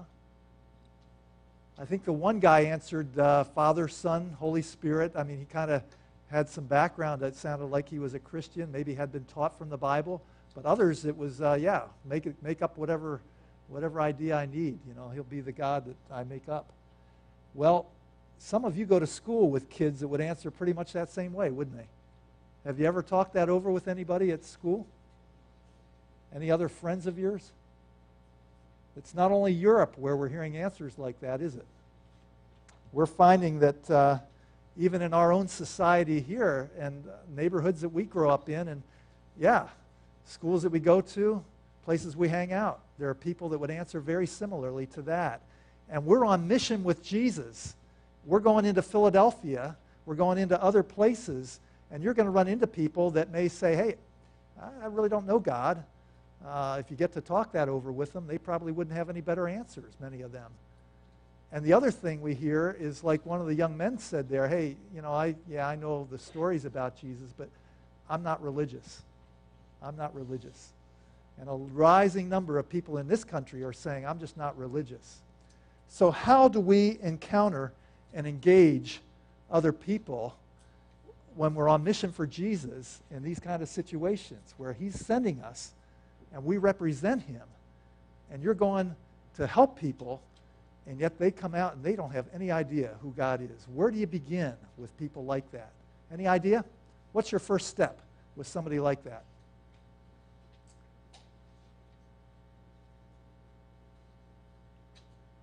How are you going to handle that when you're in Philadelphia working with kids or young people there or something like that? What's the first thing you need to do? Pray for them? Absolutely. And that's what we wanted to emphasize in this time today, is that you need to begin praying now for God to prepare them and prepare you for that. Second thing you need to do great book. This is the last one I'll introduce you to today, called Once I Was Lost. Again, not a real thick book. It's a pretty easy read. The two guys that wrote this have worked with college students in this country for a number of years. And what they did was they said, what is it that needs to happen as the Holy Spirit works in the heart of students today, young people today, to bring them through to where they're willing to put their life in the hands of Jesus Christ. And they worked in that for a number of years, like I said, and they came up in this book to say there are 5 things that we think happen. We see it happen over and over again with people. The first step that people need to take is they need to be willing to trust a Christian. Wow, that sounds pretty basic, doesn't it? They need to trust you as a friend who's a Christian. So you talk to them, you ask them about, hey, tell me about your faith. Have you ever been to church? What does it look like for your family? And if you can start conversation on that with them, they know you're a Christian, and they're willing to trust you and really to talk to you about those things. That's the first step you need to be taking with people. And sometimes when you do short-term mission trips, you're there for a weekend, you're there maybe for 5 days, 6 days. That may be the whole point of what you're doing there, is building trust with people. You're helping them. You're doing things for them. And that brings them to say, wow, these people really care. And that may be the one thing that God accomplishes through you that week. And that's okay, because then those that you're working with that are there longer can pick that up, and they can go a step further with people that are willing to trust them. So trusting us is the first step. The second step, curiosity. I didn't put this down in your notes, I'm sorry. But curiosity, raising their curiosity to learn more. And that's by asking good questions and getting them to talk and ask questions. And as you interact and you listen to their questions, it builds curiosity in them. And then there are several other things that have to happen as you lead them along each step. They're willing to seek, willing to change would be the third one. And then willing to seek after God. Hey, I really want to know God better. I want to take that step to really find out more about this. And then finally, it may take a while, but then the last step is being willing to take the step to enter God's kingdom and to accept Jesus as the one way to be part of the family of God. And we need to challenge people then at that point to take that step. So in the beginning, we're building trust and relationships with people, and then moving that along as we ask questions toward the time when they're willing to trust in Jesus as their Savior. The Holy Spirit can use the Word of God as we share it to bring people to that point in the process. So very interesting study there of how we need to be encountering and engaging other people as we interact with them, whether they're Hindus from India or Buddhists from other places. Their families have come out of those backgrounds. Understanding something about that and talking to them about their faith and introducing Jesus, because the one thing in everybody's heart is they want to have security, and we know that security is only in Jesus Christ, and so He answers the need of every person. And as we get to interact with them, we can be able to direct them to Him as the one answer that they need. If you guys would like later, we have some stuff on how to interact with Hindus, how to interact with people out of Buddhist backgrounds or Hindu backgrounds or even Muslim backgrounds. Those are things that are becoming more and more helpful to us because we're finding that we're meeting people like that right in our everyday lives. Any more questions on how you engage or encounter other people as you rub shoulders? You guys are in school with some classmates that need to know Jesus, and yet they may come from a very different background, and this is really important to be asking them about their faith so that you can find the ways to introduce Jesus to them and build trust with them. Any other thoughts on that? Well, it's your time. You know me, you don't talk, I've been talking for a long time. In my office, right, we have 3 persons in my office. As a team, we have remote co-workers in the other state. But in my office, there's 3. Well, oh, that's right. I need to record. Oh, okay.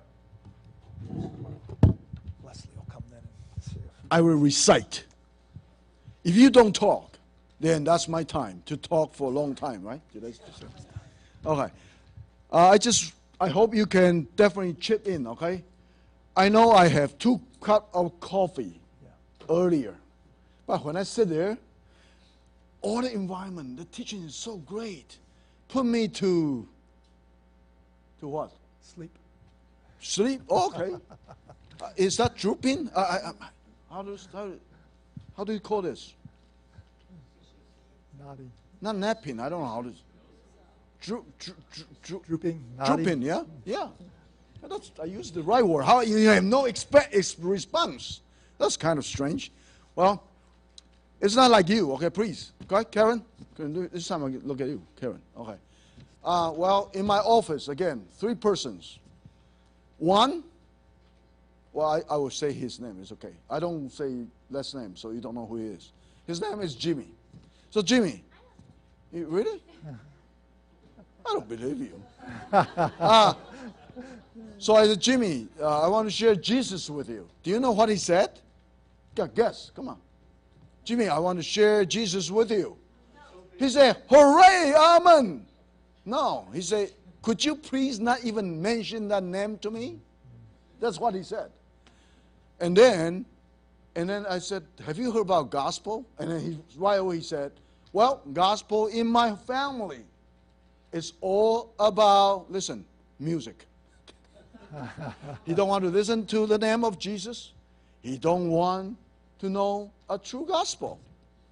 What can I do? I think that's my questions. You know.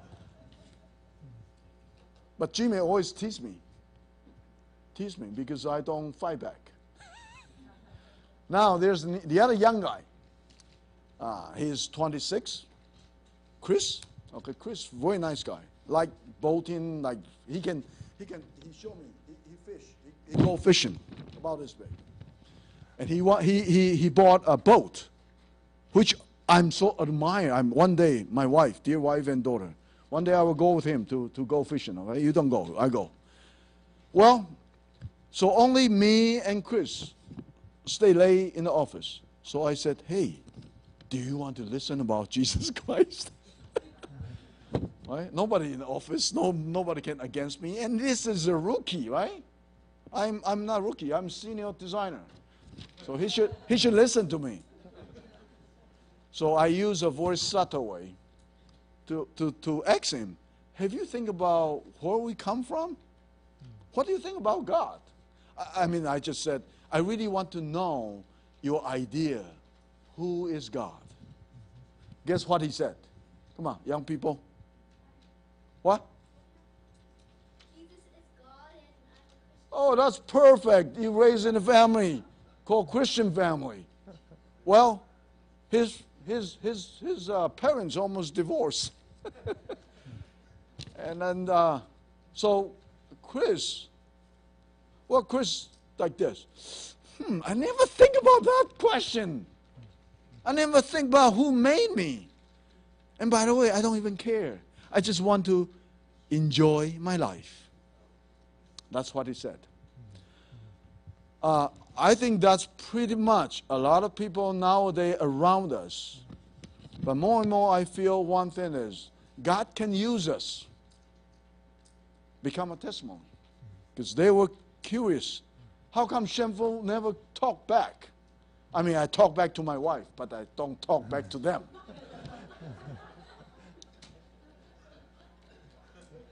You understand? 我不是假装，假装怎么讲？假装怎么讲？ I don't pretend, but somehow in front of my wife, I show the 100% of me. I don't know you do the same thing, okay? You did the same thing? Really? You are very honest. That's hooray for you. Now I think that's my questions. My question is, when we have this kind of environment, I think not much, you probably encounter the same situation. What can we do? Well, I think I occupy enough time. Anybody, can I, what's your name again? Brianna, could you come here, please? Yes. See how great they are. I open one wonderful opportunity for you. Raise 2 questions. I stand next to you to encourage you. About the mission, about this learning. Do you have questions? Okay, now stand next to me, okay? I as a senior designer, as your Uncle Shampoo, I want to advise you. Always raise questions. Good for your school, good for your career. And guess what? Jesus like that too. Okay, come on, 2 questions. You don't know. I think your parents raised you too well. We need to think, and we need to have questions, and God will answer our questions, right? I'm going to ask you questions, okay? Why you go to mission? Because I want to experience what it's like. Yeah, what the experience will be like. I don't know. That's why you want to experience, right? Because you don't know. Don't you have any questions? What will it be like? Do you think you will die in a mission trip? No. Who said that? Possible. Think about that. Possible.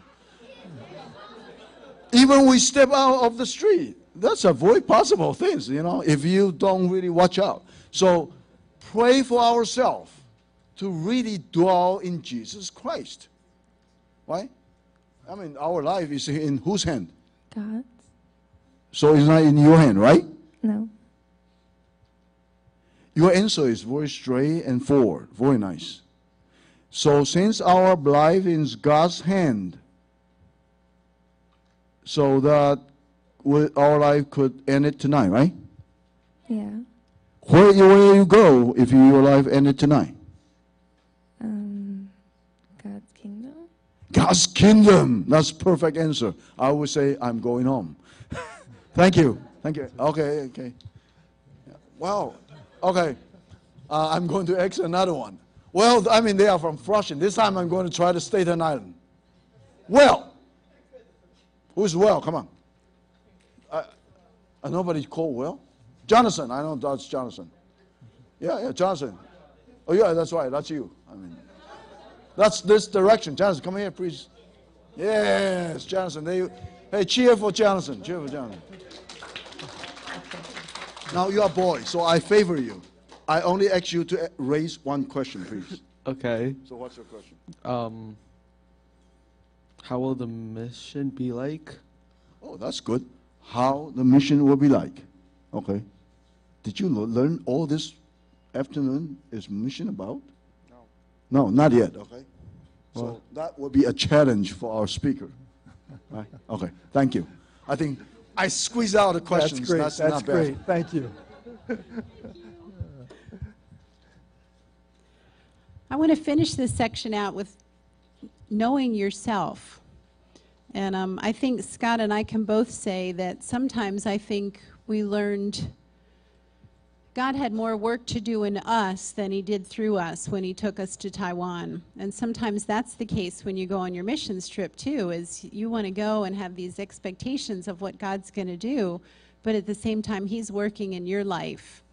And I would encourage you guys now, as you prepare, to be thinking questions. You know, what can you ask of your leaders? What can you ask of one another? But think about how you want God to mold you in this experience. And we've talked about abiding in Christ. So taking time each day, I would encourage you every day, even if it's one verse of the Bible, read something from God's Word and be praying about how God can use that Word. But begin the process of regularly spending time with the Lord, practicing that, and maybe as a team. I don't know how many are on your team or if you guys have planned times to get together, but you could be praying together as a team about how God wants to use you. Journaling. Journaling is another great thing. How many of you guys keep diaries or journals? That's a secret. Okay, never mind. I know those are secret things, but that's really a great way to record the things that God is teaching you. Maybe, like Scott talked about, expectations. Here's an expectation I have. And then you go back a month after the trip and look and think, wow, that didn't happen, but here's something that did happen. So keeping a journal. Another thing you can do to prepare is ministry skills. If you're going to be working with children, maybe there's an opportunity right here in the church or in your church where you could help out in a children's program or something to get you connected with kids where you're going to be doing that later on. Or maybe it's a different kind of ministry, but saying to your church leaders, is there something I can do to help now to help me prepare for my mission trip, whatever that might be. And the last thing is learning interpersonal skills. And every day we relate with people. We interact with parents, with siblings, with classmates and teachers, with coworkers on the job. But one of the real essentials for a team is to have unity together. And you will find that the longer your missions trip is, the more difficult sometimes it is to maintain that unity, because you're rubbing shoulders all day long and all night long, and pretty soon you're tired of these people all the time. And so beginning now to develop unity as a team is really important. Getting to know one another, who's outgoing and who's not. Who is a risk taker and who's kind of hesitant and things like that. It's really important to know one another and to encourage one another in those areas too, so you can be growing together. And you may be surprised at some of the differences you find out about yourself when you are involved in a team like this. You may think you're this kind of person, and all of a sudden you're in a situation and realize, well, I didn't know that about me. So this is a real learning opportunity for you too. We're going to take time now to play a game, and it's called Broken Squares. And I apologize up front because I had very little faith and I didn't prepare enough for every one of us to interact. So what I'm going to do is ask really the key young people who are going to be going on missions trip. I have enough for 30 people to participate, okay? And then the others of you can be my observers and my judges, because I need them too. But I'm going to read the directions here, and then we're going to divide you up. And there are 4 tables. We're going to have to move around a little because we need the tables in the back. 5 people at a table. And then you guys who are younger and can squat and sit on the floor, if we could have a group up here on the podium, 5 people, a group here in the center, 5 people, okay? And then the rest of us will be observers. But I'm going to read the rules before we get started, because once you move, it's going to be chaotic. So let me read the rules here of this game, and then we can get started. But this is called Broken Squares. Okay, and here are the rules. You're now going to play the game of Broken Squares. Some refer to it as entering the new society of Squaresville. You are creating your own society. There are some rules that must be observed to function well in the new society. You may not particularly like the rules of the new society, okay? And you find that when you go into new situations. You don't always like how it is, but that's too bad. Those are the rules. But if you are to make the appropriate cultural adjustment, you must be careful to observe them. The task before you as a group is to have a complete square finished in front of each person. And I will show you, I've got packages of pieces of paper, and you have to work together to make squares. There is, however, to be no talking, absolutely no talking. The only thing you can do is give away the piece of the square in front of you. Question. No sounds, okay? There's still some more rules. Hang on. The purpose of the game is to have the same size square in front of each person in the group. So you may give away the pieces of your square, but you may not, you may not place your piece in another person's square. So you can't take your piece and think, oh, if she had this square, if she had this piece, it would work. Plunk. You can't do that. You can't fix somebody's square for them. You cannot place your pieces in the center of the table, hoping that somebody will figure it out and take it. Okay, you can't do that either. And you cannot gesture with your hands, your arms, your eyes, or grunts to communicate, okay? You cannot talk. The only thing you can do, okay, in order to accomplish the goal of the game of a completed square in front of each participant, the only thing you can do is give away a piece. All right? So what I need you guys to do is 5 people on the podium, 5 people here, 5 people at each of the tables, and the rest of us can gather up and I'll hand out observer sheets. All right? Question Yes. back here. You just push it toward the person you think who needs it. You can't put it in their square, but you can push it toward them. Yeah. Yes. Hand it to a specific person. Yes. It's however your society wants to work the rules. You just can't talk, and you can't take, and you can't place. You can only give. You can give 1 piece, 2 pieces, or your whole square. Say that. It says it here. No, it doesn't. Okay, this time it's wife's time. This is how we interact. Okay. Yes. All right. So to your tables and your places. They may not feel like that right now. Okay. How did you guys like the town of Squaresville? How did you feel as you played the game? What are some feelings you had? I'm sorry? Frustration, okay. Why were you frustrated? Okay.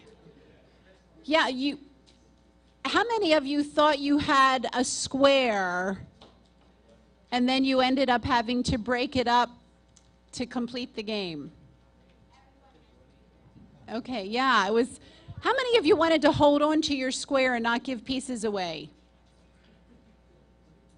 I know I saw one group where somebody had, I think there were 5 pieces in the square, and what needed to happen was they needed to break that square up and give pieces away so they could remake the squares. It's hard to give away. You think you've got it right, but you don't want to give it away. Is that right? We kind of hone in on our own thing.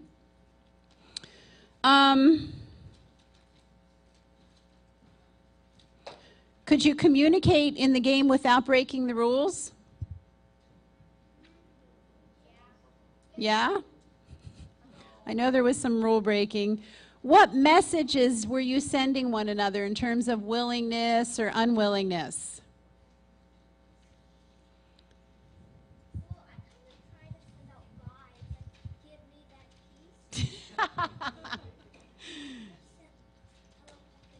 Did they pick up on it? Yeah? Okay. What were some of the, specific groups, what were some of the difficulties you experienced in your group?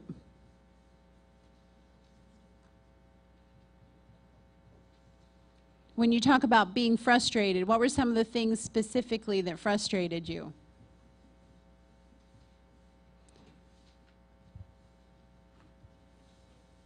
I'm sorry?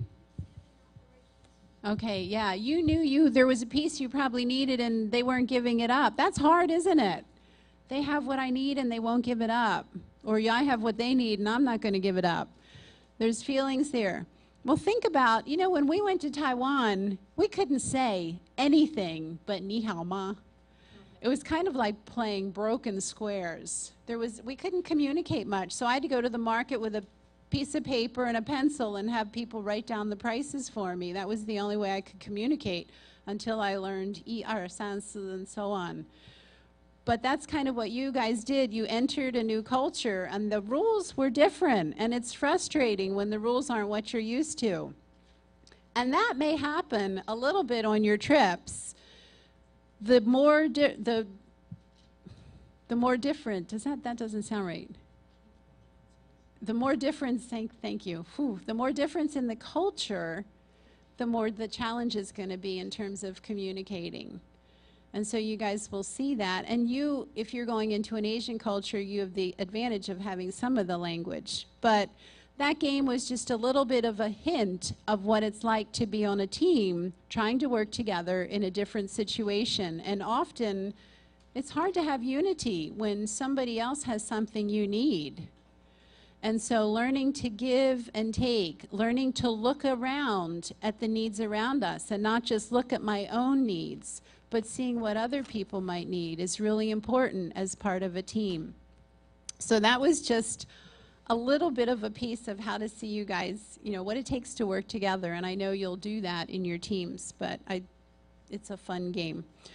Anyway, I think we're almost done. Scott has one more thing, actually one more sheet we want to hand you guys, and then kind of an information sheet on our mission, and then we're going to close the day. But we really appreciate you all being here for this opportunity.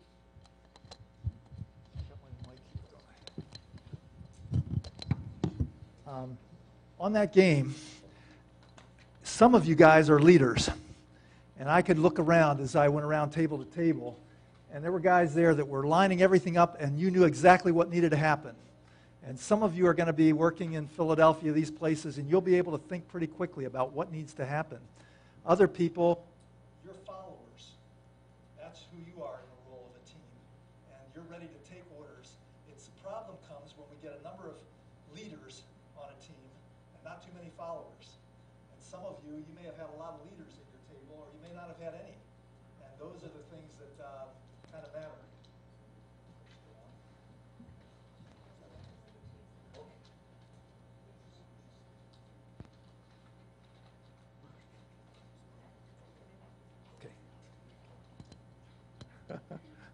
Get wired again.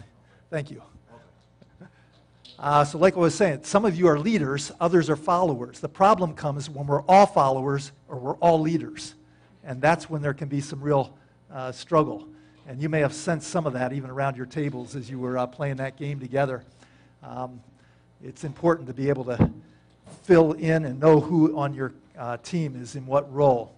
All right, this last section here, and it won't take too long, but I want to talk about how you're going to work as a team, because all of you are going to be working together. And you may have 4 or 5 of you, or you may have a bigger group of 10 or 15 of you working together. And teams have to be able to work together in unity if we're going to see fruitfulness. And that is a big part of short-term mission, is getting together and working together, praying together as a team, and being one. Now, teams go through changes. And typically in teams, we find that when you start out your week together, things will go pretty well for a bit. And then there's stages that come in your teaming. And you'll probably see this play out a bit. I'm just introducing this so that when things happen and things change, you'll say, I think I see what's happening here. Okay, that's why I'm introducing this to you guys today.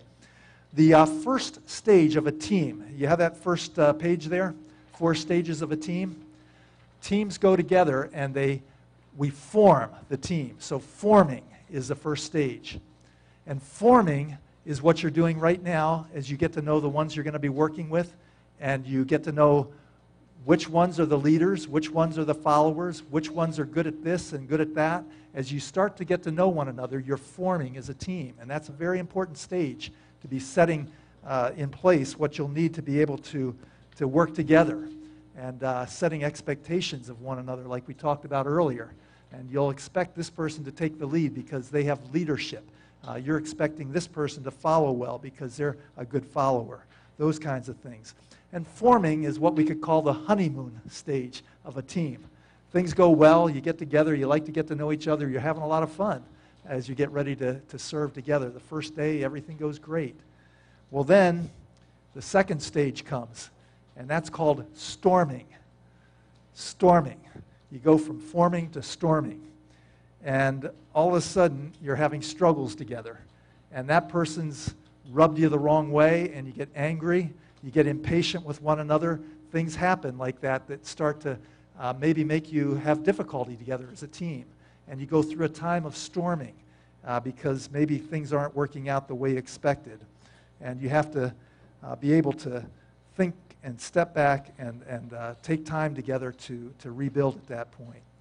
The third stage is when you come together, a team leader maybe takes some responsibility, pulls people together, you talk through what's happening, and you start to work things out. You say, oh, I didn't mean that, here's what I meant, and you get misunderstandings worked out, you communicate better. That's when we call norming. Norming, coming back to a norm together, a normalcy together as a team. And so that third stage is when you learn to communicate better, you're growing in your understanding of one another and how you work together, and you norm as a team.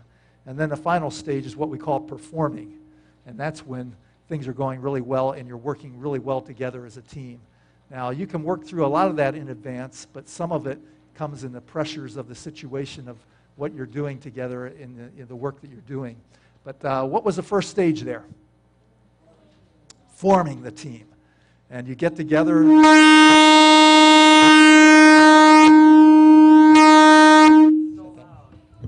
that one off. Sorry about that. That's right. They said we cannot too close to this. I'll step over this way. That's right. Sorry about that. I was in the wrong place. Thank you. I'll stay away. So, forming, what was the second one?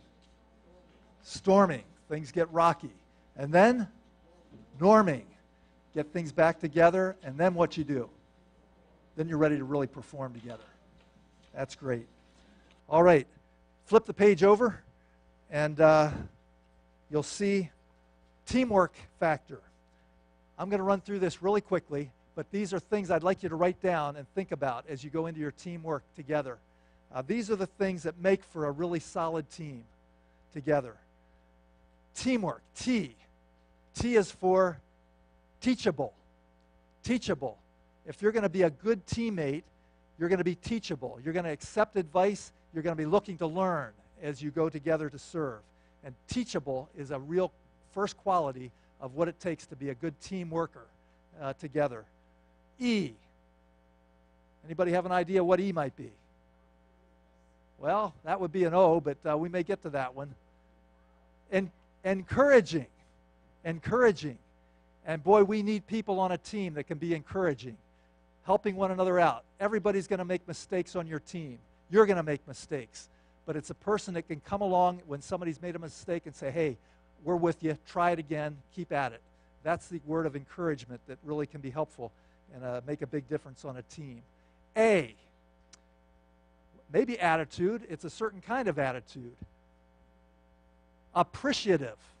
Appreciative. Somebody who's willing to appreciate others on the team, appreciate what they do, thank them for what they're doing. That's a big piece of what it means to be a good team worker as well. And we need to be appreciative as we work together. M, motivated. Motivated. When it gets to the fourth day and you've been working 12 or 13 hours a day, you're still motivated to get in there and serve. That is what it means to take initiative and to stay engaged through the whole week or 2 weeks, whatever it is of what you're doing. And Colossians says, do everything as unto the Lord. And that's that motivation. We're willing to do everything as unto the Lord and stay at it throughout the time. Okay, that's team W. Willing. Willing. A willing worker. Willing to do what it takes. And sometimes it may not be your favorite thing. It may be a demand that comes late in the day and you're tired, but say, yeah, I'll do it. I'll take it on. And somebody that is willing to go beyond even what maybe you think you can at times, to be willing to serve is really means a lot on a team, and that's a mark of a good team worker. O. Open. Open is the word here. Yeah, optimistic might be a good one too, but being open with what you're learning, what you're experiencing, what you're feeling, and sharing that together as a team. Guys, we don't talk much about how we feel about things, do we? You ask a guy how he feels, he's got to think a long time to come up with how he's feeling. Gals seem to share that a little bit easier. But we need to be open about what we're feeling. And if somebody has really done something that made you angry, it's important to be able to talk about that in a team. So being open together is a big piece of what it means to be a good team worker. So ask God to make you an open person. R. Responsible, respect. How about refreshing? Refreshing others. Those are all good R's, but refreshing is a mark of a good team worker. And what we mean by that is in the heat, in the times when you're not feeling well, and all the exhaustion that comes sometimes in our service, it's really great to have somebody who's willing to come alongside and say, hey, we'll keep at it together, and be a refreshing spirit in replenishing each other, encouraging but also refreshing one another. Maybe it means getting a cold drink at the right time, or something that can be helpful to your teammates. And then K, kindness, or a kindred spirit. Kindred spirit means you share together as a team. You're in it together, and you want to build that spirit of togetherness on the team by being a kindred spirit. And that's being kind too. All right, then the factor on the other side there, F. F stands for something we mentioned earlier. When things change on you, what do you need to be? Flexible. Flexible. And team workers, especially short-term teams, when you're there just for a short time, things can change, and it throws a lot of things out. You've got to be able to be flexible and to make the changes that you need to, and to adapt. So flexible. A, agreeable. Agreeable. Being agreeable to the situation. A lot of times you're living close together. You have to share things together. It's not easy, but being agreeable and being willing to give and to work together is what it means to be agreeable. Cooperative, C, cooperative. Being willing to cooperate with things. Sharing together, helping somebody when somebody else has got a tougher job and you're done with what you're doing, maybe you can pitch in and help them. That's being cooperative and sharing together. Don't grumble about issues, but propose solutions, ways you can help, and cooperating. T, tough, being tough. How about being thoughtful? Thoughtful. And guys, we aren't always the most thoughtful. Gals seem to be a bit more thoughtful than guys sometimes. Sometimes there's a guy that'll be pretty thoughtful, but we have to look harder to see the needs that have to be done. Some people just see it naturally. Being thoughtful. What can you do to make a teammate's day a bit easier? That's what we want to be asking ourselves. Well, the last two here. O, could be optimistic. I think you could put that in. And obedient is also part of it. Being obedient when orders come, when things are we're instructed, we need to be obedient and get it done, because sometimes there's not a lot of time to explain things, but we need to be willing to drop in and even obey things that we may think are not the best at the time, but we're obedient to it to get the team's work done. And then R, relational. Relational. And what we mean by that is getting to know others on your team, going out of your way to spend some time with them and to know what their hopes are, what their dreams are for this week, kind of what they're bringing to this. And maybe it's you already know your teammates well, maybe you don't. But taking time to get to know one another, to talk about them, and getting to know them in the process is a big piece of what it means to work together well as a team that will be unified, that God can use to accomplish what He wants to do through your team.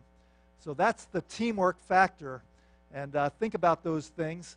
And what I'd like you to do as we close here in the next 2 minutes, we're going to take 2 minutes, and I'd like you to think, what is one thing today that I learned about myself that maybe I didn't know before, or that I'm thinking, I've picked up on something. It could be in the game time that you saw your reaction in a different way. It could be in things we've talked about. But what's one thing that you have learned about yourself, or you want to further think about in relation to who you are as a person? And then secondly, what is the one thing that God is telling you to do as you prepare to get ready for this short-term mission team and work that you're going to do? Out of all we've talked about today, how you're going to relate to people, how you're going to relate to your teammates, how you're going to prepare yourself, prayer, time in the Word, abiding in the vine, praying for others, those things. What's the one thing that you say today, God, before you, this is the thing I'm going to do in these next weeks as I prepare to step into service with you? I'd like you to write that down at the bottom of your page there. So one thing that you've learned about yourself, one thing that you're going to trust God to do as you get ready to step into mission. And then we're going to wrap it up at 4:30 with a word of prayer, and we'll see if Sheng Fu has anything else for us at that time. So take the next 3 minutes there and jot down those two things that I just asked you for. As you finish up, let me just say this, that your weekend or 1 week or 2 weeks of short-term mission is not the end. In a lot of ways, I'd like you to be thinking that's just the beginning of a process. And God is going to use that time to develop you, change you in ways. And when you come back, really then that's when you need to be beginning the journey seriously with God in terms of what he's going to lead you to do in the next step and the next step of your lives. We are on a journey until we meet Jesus, and he wants to use us throughout our lives. So look at this as one step of a journey that you're going to continue. Yes?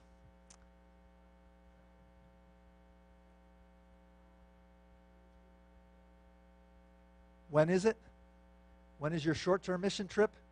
You'll have to talk to some of the leaders here to find that out. I'm not sure. It might depend on where you're going and what team you're a part of.